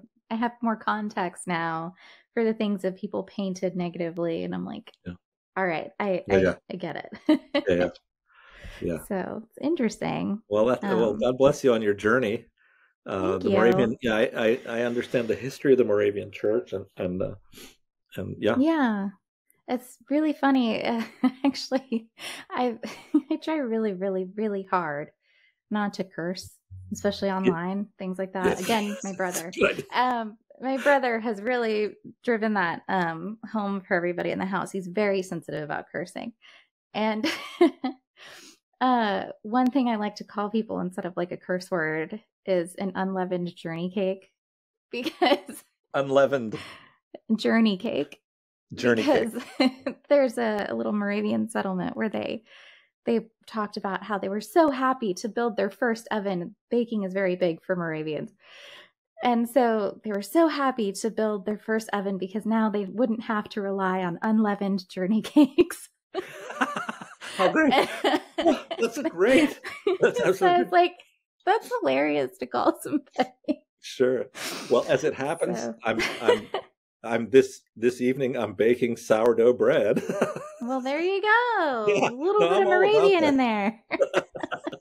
Yeah, I've had this little culture of sourdough now for a couple of years, and Oh, today's baking wow. day. You can keep that going for a while. Oh Those my, it's like sourdough having a guest in cultures. the house. You got to step in there and Yeah. feed them from time to time. Yeah, exactly. Let's see. I have a few more. Do you have time or? Certainly, certainly. Okay. Who is liable when a patient sues for malpractice? Well, so culpability in medical malpractice can be a very complicated thing. And Mm-hmm. there can be culpability at various levels, right? So there can be culpability for making poor patient selection, or making obvious mistakes like amputating the wrong limb, or Oh, operating on the yeah. wrong knee. Those are obvious things. Surgeon at fault. But then so is the circulating nurse in the operating room, who it was her duty to check the chart and make sure it's the correct knee. At the Right. anesthesiologist is part of his checklist too. So now there's three people culpable.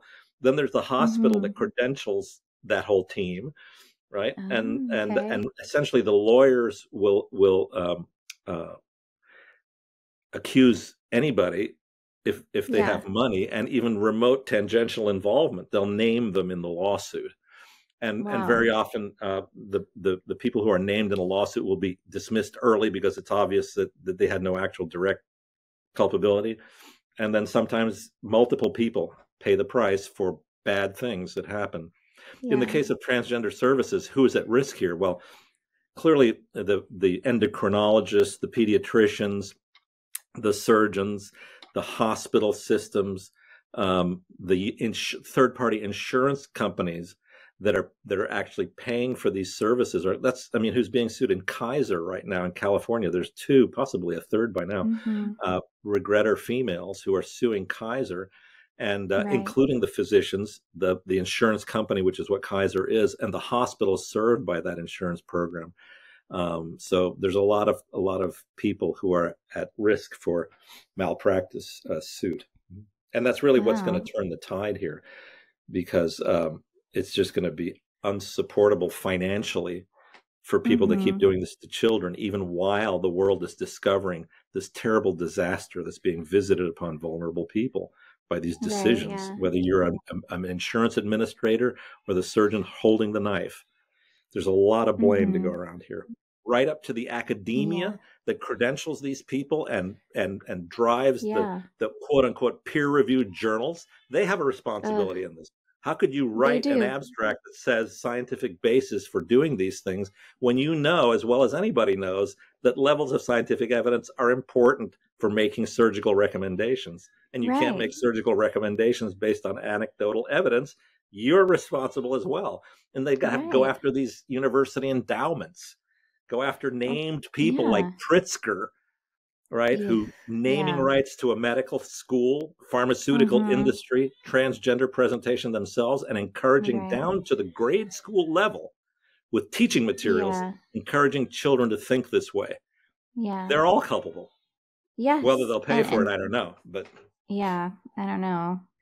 I hope so, but they yeah, always, I'm there's not always one holding out a lot of scapegoat. hope. The Yeah. most vulnerable people in all of this are the providers, the doctors, Yeah. the Yeah. nurses, the counselors, the school nurses, the teachers. They've been dragged into this by Yeah. this credentialing system that's run by the universities, right? The credentialed Yeah. teachers. The teachers believe they have to Mhm. say these things or they'll lose their teaching credential. They're culpable. Well, yeah, and we've seen so often that these studies and things, like, they don't keep track of participants who drop out. They outright omit certain Right. statistics that aren't in their favor. Right. It's absolutely crazy Yeah. that this is going on to the Mhm. degree that it is. It's constantly like astonishing me. Like every time I look into it, I'm just questioning more and more how it's possible. And it just seems like somebody lied very confidently, and then everybody else was like, "Oh, well, yeah, look how confident he is. He can't possibly be Right. lying." That's what expert So, opinion gets you. So they make the yeah. claim that it's evidence-based medicine. But when you Mhm. ask them for the evidence, they talk about their eminence, right? So it's not Mhm. evidence, it's eminence. So instead of talking about the scientific That's very good, results, they're yeah. talking about the fact that they're Harvard trained, the fact that they write Right. board questions for the National Board of Medical Examiners, or that they write board Yes. questions. If you want to become a plastic surgeon, you have to answer this question my way. And so they're the Mhm. expert opinion, and they'll actually cite themselves in court and say, well, the reason we do this is because that's what the recommendation of WPATH is. Well, it turns out the guy wrote the chapter in WPATH, so he's basically, it's what we call in court ipse dixit, that your evidence is because you say so. Well, Yeah. that's not evidence at all. That's stupid. That's That's true. circular. Yeah. Yeah. That's crazy. Oh man. Do you have any personal or professional guiding principles that inform the decisions regarding cosmetic surgeries on children, and what are they? Like, have you performed any cosmetic surgeries on children? I imagine maybe cleft Very palate few. and things like that. Very, very few. You could say, for example, that well, there's a condition in women, excuse me, called Poland's syndrome. Poland's syndrome is a developmental anomaly where you have underdevelopment of one breast, usually in Mm-hmm. association with problems of development of the pectoral muscles and in the limb girdle. And so Poland Okay. syndrome, it can be a minor presentation or a major presentation. If a young girl comes in with, who's 16 years old, who has massive presentation with absent breast on one side and large breast on the other side, you could look Mm. at that and say, well, this is purely cosmetic because it's just her appearance and how it makes her feel. She's fully functional. So you could argue with me and say you shouldn't offer surgery to her.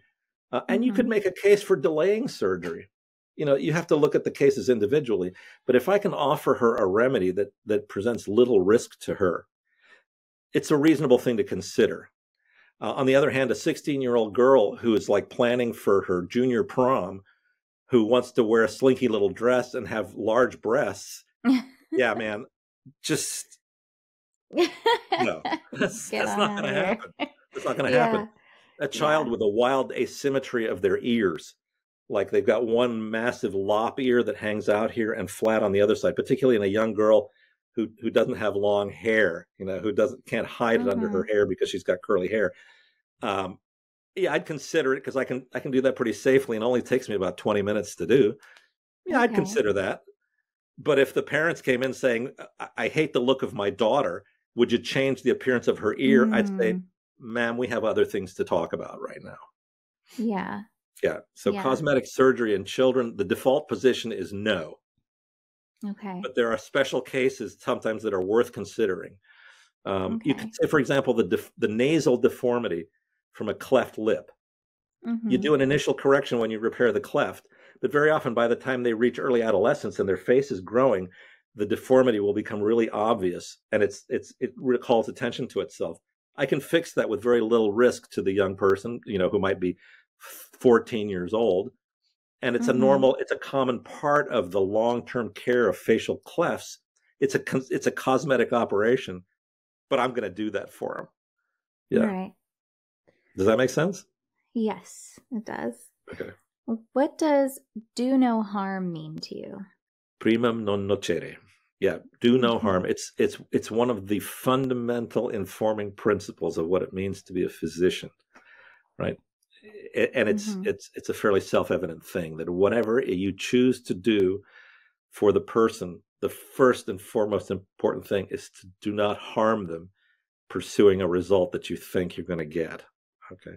We certainly take risks sometimes on behalf of patients, particularly when they're in extremis, right? To open somebody's chest to manage a penetrating chest wound, it's a huge risk. It's a life-saving intervention, right? Yeah. But so you could say, well, cutting somebody's chest open is a harm to them. Well, yeah, you better be prepared to manage the consequences of a thoracotomy, anesthesia, resuscitation, all of those things that you have to attend to. But the harm was with the expectation of a greater good, the preservation of life, the preservation of a limb, whatever that may be. So primum non nocere, first do no harm, has that as a guiding principle. But the first question you should ask yourself is, am I going to harm this person trying to do this for them, or am I very likely to do them good? And that's where the consent issue is that came up at the beginning of our conversation. That's the kind of information you have to be able to present to the parents when you're recommending their child for surgery. Is what is the likelihood that I'm going to do them any good? What's the likelihood that I'm going to do them any harm? And this is the reason why Great Britain, Sweden, Norway, Finland, pretty much soon France, Italy, everybody is abandoning doing this to children because time has shown us that the benefit from it has not been demonstrated, but the harms are so evident and so consistent, right? That primum non nocere, don't do that. And so they stop. They no longer do that in Great Britain. The National Health Service issued a guidance recommendation that essentially says the only way you're going to do this to children is under an experimental protocol, and you better have a very high likelihood of doing them some good. And experimental human investigation like that is guided by the Nuremberg principles, among others. And so you better have pretty strong and compelling evidence for doing this to children, because the harms are lifelong and evident, and the benefits are not demonstrated. So they don't do it anymore. They went back to cognitive behavioral therapy, play therapy, family therapy, all of those things that gave us that 92% resolution rate. That's why those kids got better, was because they were getting care, and the care worked. And the foundation of that care, cognitive behavioral therapy, the foundation is keep that child in contact with the truth. Keep them in contact with the truths of their life. Seek for the areas where they've misinterpreted events in their lives that cause them to not believe certain things or believe other things. Look for actual events of harm that has come to that child, but always keep them in contact with the truth, because that's where your hope lies. Your hope lies in the truth that animates your humanity. Yeah. And I was reading a case study of a little boy from a doctor who ended up affirming this boy as he got older because he was presenting with autogynephilia very young. He was 6 years old when he was coming to the clinic, and it was because he had like this odd fixation with his mother and tried to like touch her sexually and was like carrying around lingerie all the time and things like that. And the father was not a gynephile. And the entire case study totally glossed over like that this could potentially be like some serious sexual abuse going on, some serious things that this kid was exposed to that maybe, and it was so upsetting to read that they just missed it or weren't even looking at it as a possibility. And I didn't understand. Like, it was so irresponsible. I didn't get it at all. And it was very upsetting. In some jurisdictions, to ask questions like, is there abuse? Is this autogynephilia something that he's sort of inherited from the family dynamics? All of those questions, in some jurisdictions, you'll lose your license for asking them. And so what'll happen is the professional will defer, he'll punt it down to a social worker, and the social worker has an algorithm, and you check the box, and the social worker generates the referral to the pediatric endocrinologist, and nobody's responsible for any of this stuff because they don't have time. They're afraid for their own credentials, all of that stuff, and the children are sort of handed down this industrial process, and no one will take responsibility yet. Yeah, I'm hoping that changes because this is wildly irresponsible. Let's see. How much pressure do you feel to accept clients or do procedures? And have you ever been sued for refusing? I feel no pressure, and I've never been sued for anything. That's good. That's really good. That's impressive, I think. Let's see. What measures do you take to ensure that patients aren't suffering from a form of dysphoria and not merely gender or anorexia issues? Well, it sounds like the question has to do with how do we make a correct diagnosis when people present with unhappiness, dysphoria, or other issues like anorexia, both of which are obviously psychological conditions. Right. So coming to a plastic reconstructive surgeon with those conditions, clearly that visit's going to be more pastoral in terms of finding out what this person's struggling with and who could best help them with that. It's certainly not going to be surgery for the reasons we talked about before. Yeah, but it's our duty to make a correct diagnosis. That's the first step, obviously. And that's one of the foundational problems with gender dysphoria is, first of all, it's not a diagnosis. And even if it were, nobody makes the diagnosis except the patient. So it's not a diagnosis at all. It's an expression of an interior feeling that they have, which is obviously interesting, especially if that feeling is causing them sorrow, loss of function, isolation, all of those things that need help. But the help that is needed there is certainly not hormones and surgery. So, and we know it's not hormones and surgery because we know what gender dysphoria is. We know what gender identity disorder is. We know what body dysmorphic disorder is. We know what obsessive compulsive disorders are. We know what, delusional thought processes sound like when you talk to a patient. Yeah. And, delusion is, when I use the word delusion, there's always this risk that it's going to be misinterpreted as a pejorative term, that I'm insulting people for saying that what they think is delusional. But delusional is an actual objective condition that has 3 diagnostic criteria. And the diagnostic criteria are that the idea is held fixedly. It's what we call a fixed, firm belief. And that's one of the criteria that gender clinics use in saying, the diagnosis is gender dysphoria because they're insistent, consistent, and persistent. Insistent, consistent, and persistent are descriptive, redundant descriptive terms about fixed, firm beliefs. The person has a fixed, firm belief. The second criteria is you can't talk them out of it. You can't talk them out of it because they're not accessible to objective argumentation. Why? Because it's an irrational idea that they have about why they're sorrowful or why they feel afraid. It's an irrational idea that they have. So it's a fixed, firm belief, not accessible to objective argumentation. And the third diagnostic criteria is it's impossible. It's that simple. It's impossible that a person who has a Y chromosome in every somatic cell of their body is in fact a woman. That is an impossibility, right? So they meet the criteria for delusional thought processes, which is what drives obsessive compulsive coping mechanisms, right? There's that thought that they obsess with that leads to compulsive behaviors, all ordered toward managing an interior sorrow or fear or anxiety. Yeah. So, yeah. Yeah, it's definitely interesting, but I talk about this sometimes, but this idea that, oh, well, it's real because it's been around forever. And it's like, well, a lot of psychological issues So and is delusions homicide. have been around for, like, yeah, like, let's not just say, like, yeah, that's Tuberculosis. 100% real because it's been, like, no. Yeah.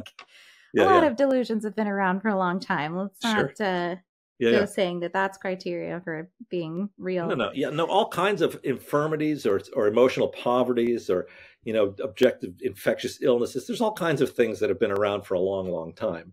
And so their longevity doesn't mean that that's a mark of health.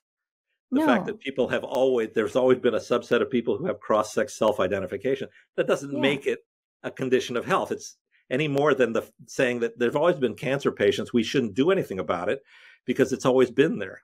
What are you, nuts? And I think there is a lot of weird issues with language. Like, people will say things like, oh, you're making a judgment when you say something is a disorder or when something is a delusion. And it's not a judgment. It's just an observation. It's just a descriptor for what it is. It's not a judgment, though, like a moral judgment, I mean.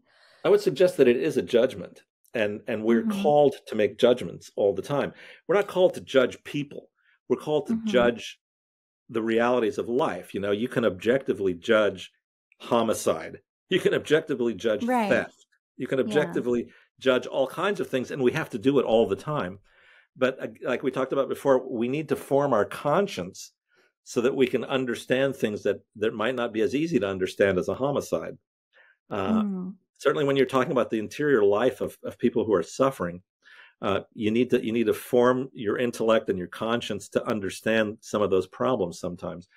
The lack of accessibility to the cause doesn't mean that it's a condition of health. The fact that, for example, some people claim that you can't change another person's attractions, right? They'll say, well, you can't change their attractions. Their desires. You can't change their desires. I would argue that's not true, but let's say that it is. You can't change their desires. Well, that doesn't make it the fact that you can't change it doesn't make it a condition of health. There was a time when you couldn't do anything about cancer. Now we can. There was a time when we didn't understand the germ theory. Robert Koch hadn't been born yet. We didn't understand how germs cause disease. So those things were inaccessible to us. The fact that they were inaccessible to us doesn't make them health. They just make them a problem that we haven't yet resolved. It doesn't mean we don't offer them love and care and concern and then the best we have to offer them. We don't just ignore them and say, well, some kids are born with cleft lips and, that's how God wanted them, with a cleft face. We're not going to do anything about that. That's stupid too. Yeah. That's really stupid. Yeah. It's interesting that you bring up the germ theory. I read something a while back where it was surgeons used to leave themselves all bloody and covered in stuff because it was like a mark of like how many surgeries they had done. And they were like, oh, look how hard I've been working. And they just go from patient to patient like that, getting like messier and messier and end up like transmitting disease unknowingly. Because hygiene wasn't really like a thought. Right. Well, puerperal sepsis, the story of pre-birth or peri-birth infectious death of new mothers, puerperal sepsis. It took a while before, I think it was Semmelweis who made the connection that if you just washed your hands between patients, you'd have less women dying of puerperal sepsis. And that was one of the clues that led to the gradual formulation of the germ theory. But All right, 3 more questions to go. Oh boy, you're really working me Okay, hard here. finally, yes, I know. What about follow-up protocols? Is that something that a surgeon is encouraged to do? Like, are You there are duty follow-up bound. protocols? You are duty bound to follow up your patients. In fact, one of the evidences of malpractice is patient abandonment. And some problems require longer term care than others. For example, if you're doing cleft palate surgery on babies, you better be working long-term follow-up here, sir, because if you're not, you're just serving yourself. You're not serving that child, right? Duty to follow up. And that's one of the hallmarks of the bad work that's being done by gender services. If you read the American literature in particular, the American literature is horrible.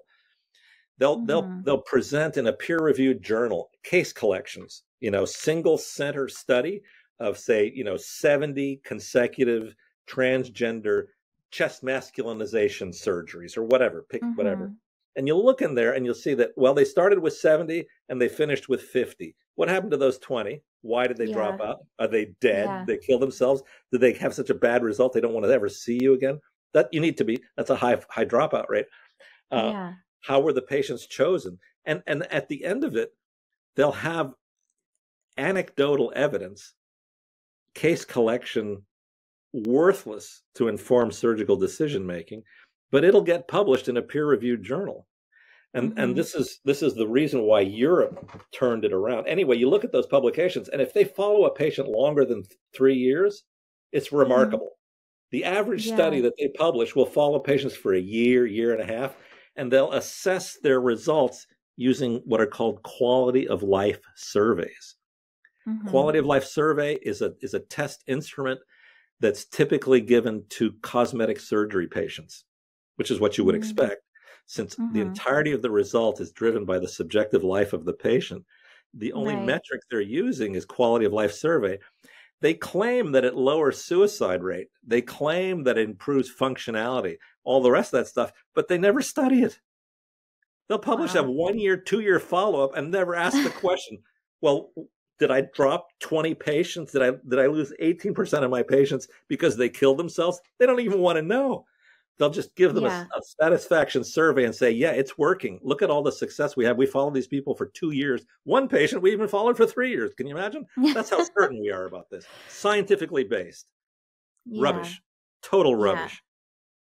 And we've heard too that I stopped talking to my doctor because I had such a bad result. I didn't want to talk to them, or they didn't return my calls. Bias. I've heard that so often. I've called the clinic. I've told them I wasn't happy. I told them I'm having pain and complications and weird drainage, and the doctor isn't getting back to me. I'm really scared. I don't know what to do. I've also heard of friends of mine who were detransitioned that they have no sensation or are constantly for a year or more still leaking fluids. Seromas. And that they have to constantly be covering with bandages and that they don't know who to go to. It is terrifying. That's going to be the basis of many of the lawsuits right there. The patient abandonment is, it's at this point, it's just a question of signing the check for the harms, because a jury will see that and say, this is obvious malpractice. Doesn't meet the beginnings of a standard of care for a surgical patient. And at that point, it's just a matter of the insurance companies negotiating a settlement, because it's indefensible, completely indefensible. What are the ethical parameters when it comes to patients seeking to heavily modify or even remove healthy body parts they're unhappy with? The answer is no. Okay. It's that simple. You don't just remove healthy body parts because the patient wants to do that. Right. That's ridiculous. I mean, you could make a claim that it's supernumerary digits. If the person has a healthy extra little finger, if it affects the functionality of their hand, obviously taking it off, it's really a cosmetic problem most of the time. Clearly you'd want to do that. There are some people, there's one guy in particular on social media that has completely taken off the cartilage of his nose, put in a bunch of subdermal implants, and Sure. tattooed himself up, and even inked his eyes and everything so Right. they're Yeah. totally black. Yeah. Yeah. Clearly, Yeah. some other Any surgeon issues going on. participating in that sort of thing, if the guy Yeah. should ever change his mind, Yeah. culpable. Yeah. It's Yeah. what we would And call in I believe plastic he also surgery. removed his ears. Yeah, in plastic surgery, we call those kind of providers bottom feeders. Yeah. I They're can see preying. why. They're preying upon vulnerable people. Yeah. I know there are people who say, like, oh, just let adults do whatever they want and that sort of thing. But if he's mentally ill, if he's got some other issues going on, I don't know that that's No, we have a ethical. duty. Yeah. We have a duty as physicians. Yeah. This is the reason why physician, even in antiquity, is a vocation. It's a profession. Actually, I should say it's a profession. There's only a few professions, according to sort of the definition from antiquity, is that it's a life's calling in which other people's lives depend, right? So if you're a military leader of men, other people's lives depend upon you doing things correctly. If you're a lawyer, other people's lives depend upon you doing that. If you're an engineer, other people's lives depend. Certainly, as a physician, other people's lives depend upon what you're doing, and that is a profession. It's called a profession because you're making solemn profession of fidelity, of faithfulness to the good of other people you might never meet. How tight are you tightening the bolts on that airplane you're building that people are walking onto to fly to remote places? You've got some grave responsibilities there. And so, physician, clearly you make an oath. You actually make an oath to do no harm, all of those things. And so the responsibility to do no harm is a public profession, and one must never take vows lightly. Yeah. It's interesting. People don't seem to really see doctors that way, like surgeons, plastic surgeons that way. But you are. Yeah. But that's what it is. I mean, it's not just like getting your hair colored or something like that. Like Correct. this is something. Yeah. This is someone who ethically is in charge of care of another human being. And it's an entire field that's dedicated to that. So it's really strange that we just see it again flippantly. Like, this person can just come in, do some crazy stuff to my body, and that's totally cool that they're kind of doing that for people. And where's the responsibility in that field? Like, it's a serious thing. So, all right, here's the last question. What have you learned from past patients who were not happy with their results? And how do those experiences inform your work now? Well, in every patient that you see, regardless of how complicated the course of care has been, it may be simple, it may be complex, it may be as simple as removing a little cancer from the forehead and sewing it up using plastic surgery techniques. If you get an adverse scar, if the patient has some discomfort or something like that, every patient you see, you have to look out for some level of dissatisfaction. And thankfully, most people are you've counseled them well before the surgery. They have reasonable expectations. You've gone over the possible bad things that could happen. You've sort of sworn to them that you're going to take care of whatever happens, and that you'll do the very best you can all the way along. And if you reach the end of your rope, you promise them that you'll refer them to somebody else. You should gladly refer them to other doctors, not hiding your results, but seeking the good of that person. You call your colleague and say, look, I did this operation. You had a pretty good result, but there's this dissatisfying thing. I don't know how to solve it. Would you mind seeing the patient? You have to be humble. You have to be humble, and you have to examine your results, and you have to examine your motives, and you have to examine your techniques. You have to keep an eye on all that stuff, because you have a sworn duty to the good of that person that just walked in your door. That's what it means to raise your hand and say, I solemnly swear that I will dedicate my life to the good of other people by the very best I can offer them. Yeah. Whether they're calling at 2:00 in the morning or just walked in as the first morning appointment. Wow. It's the same vow. Yeah. Well, thank you for answering all those questions. There were a lot of them. Sure. I've really enjoyed our conversation. I hope this is the start of a long-term friendship, Cynthia. Yeah, that'd be great. And then you're giving me a little reading list that I'm loving. Yeah. So. Orthodoxy. Yeah, I have a whole section of my library here that's dedicated to Chesterton because he's so fun to read. And he's always coming up with beautiful paradoxical ways of looking at the truth that you're going to love. Hey, that's Gender Paradox was Zach's first book, and we've got the Paradox Institute. So I mean, that's pretty popular with us. Can't lose. Yeah.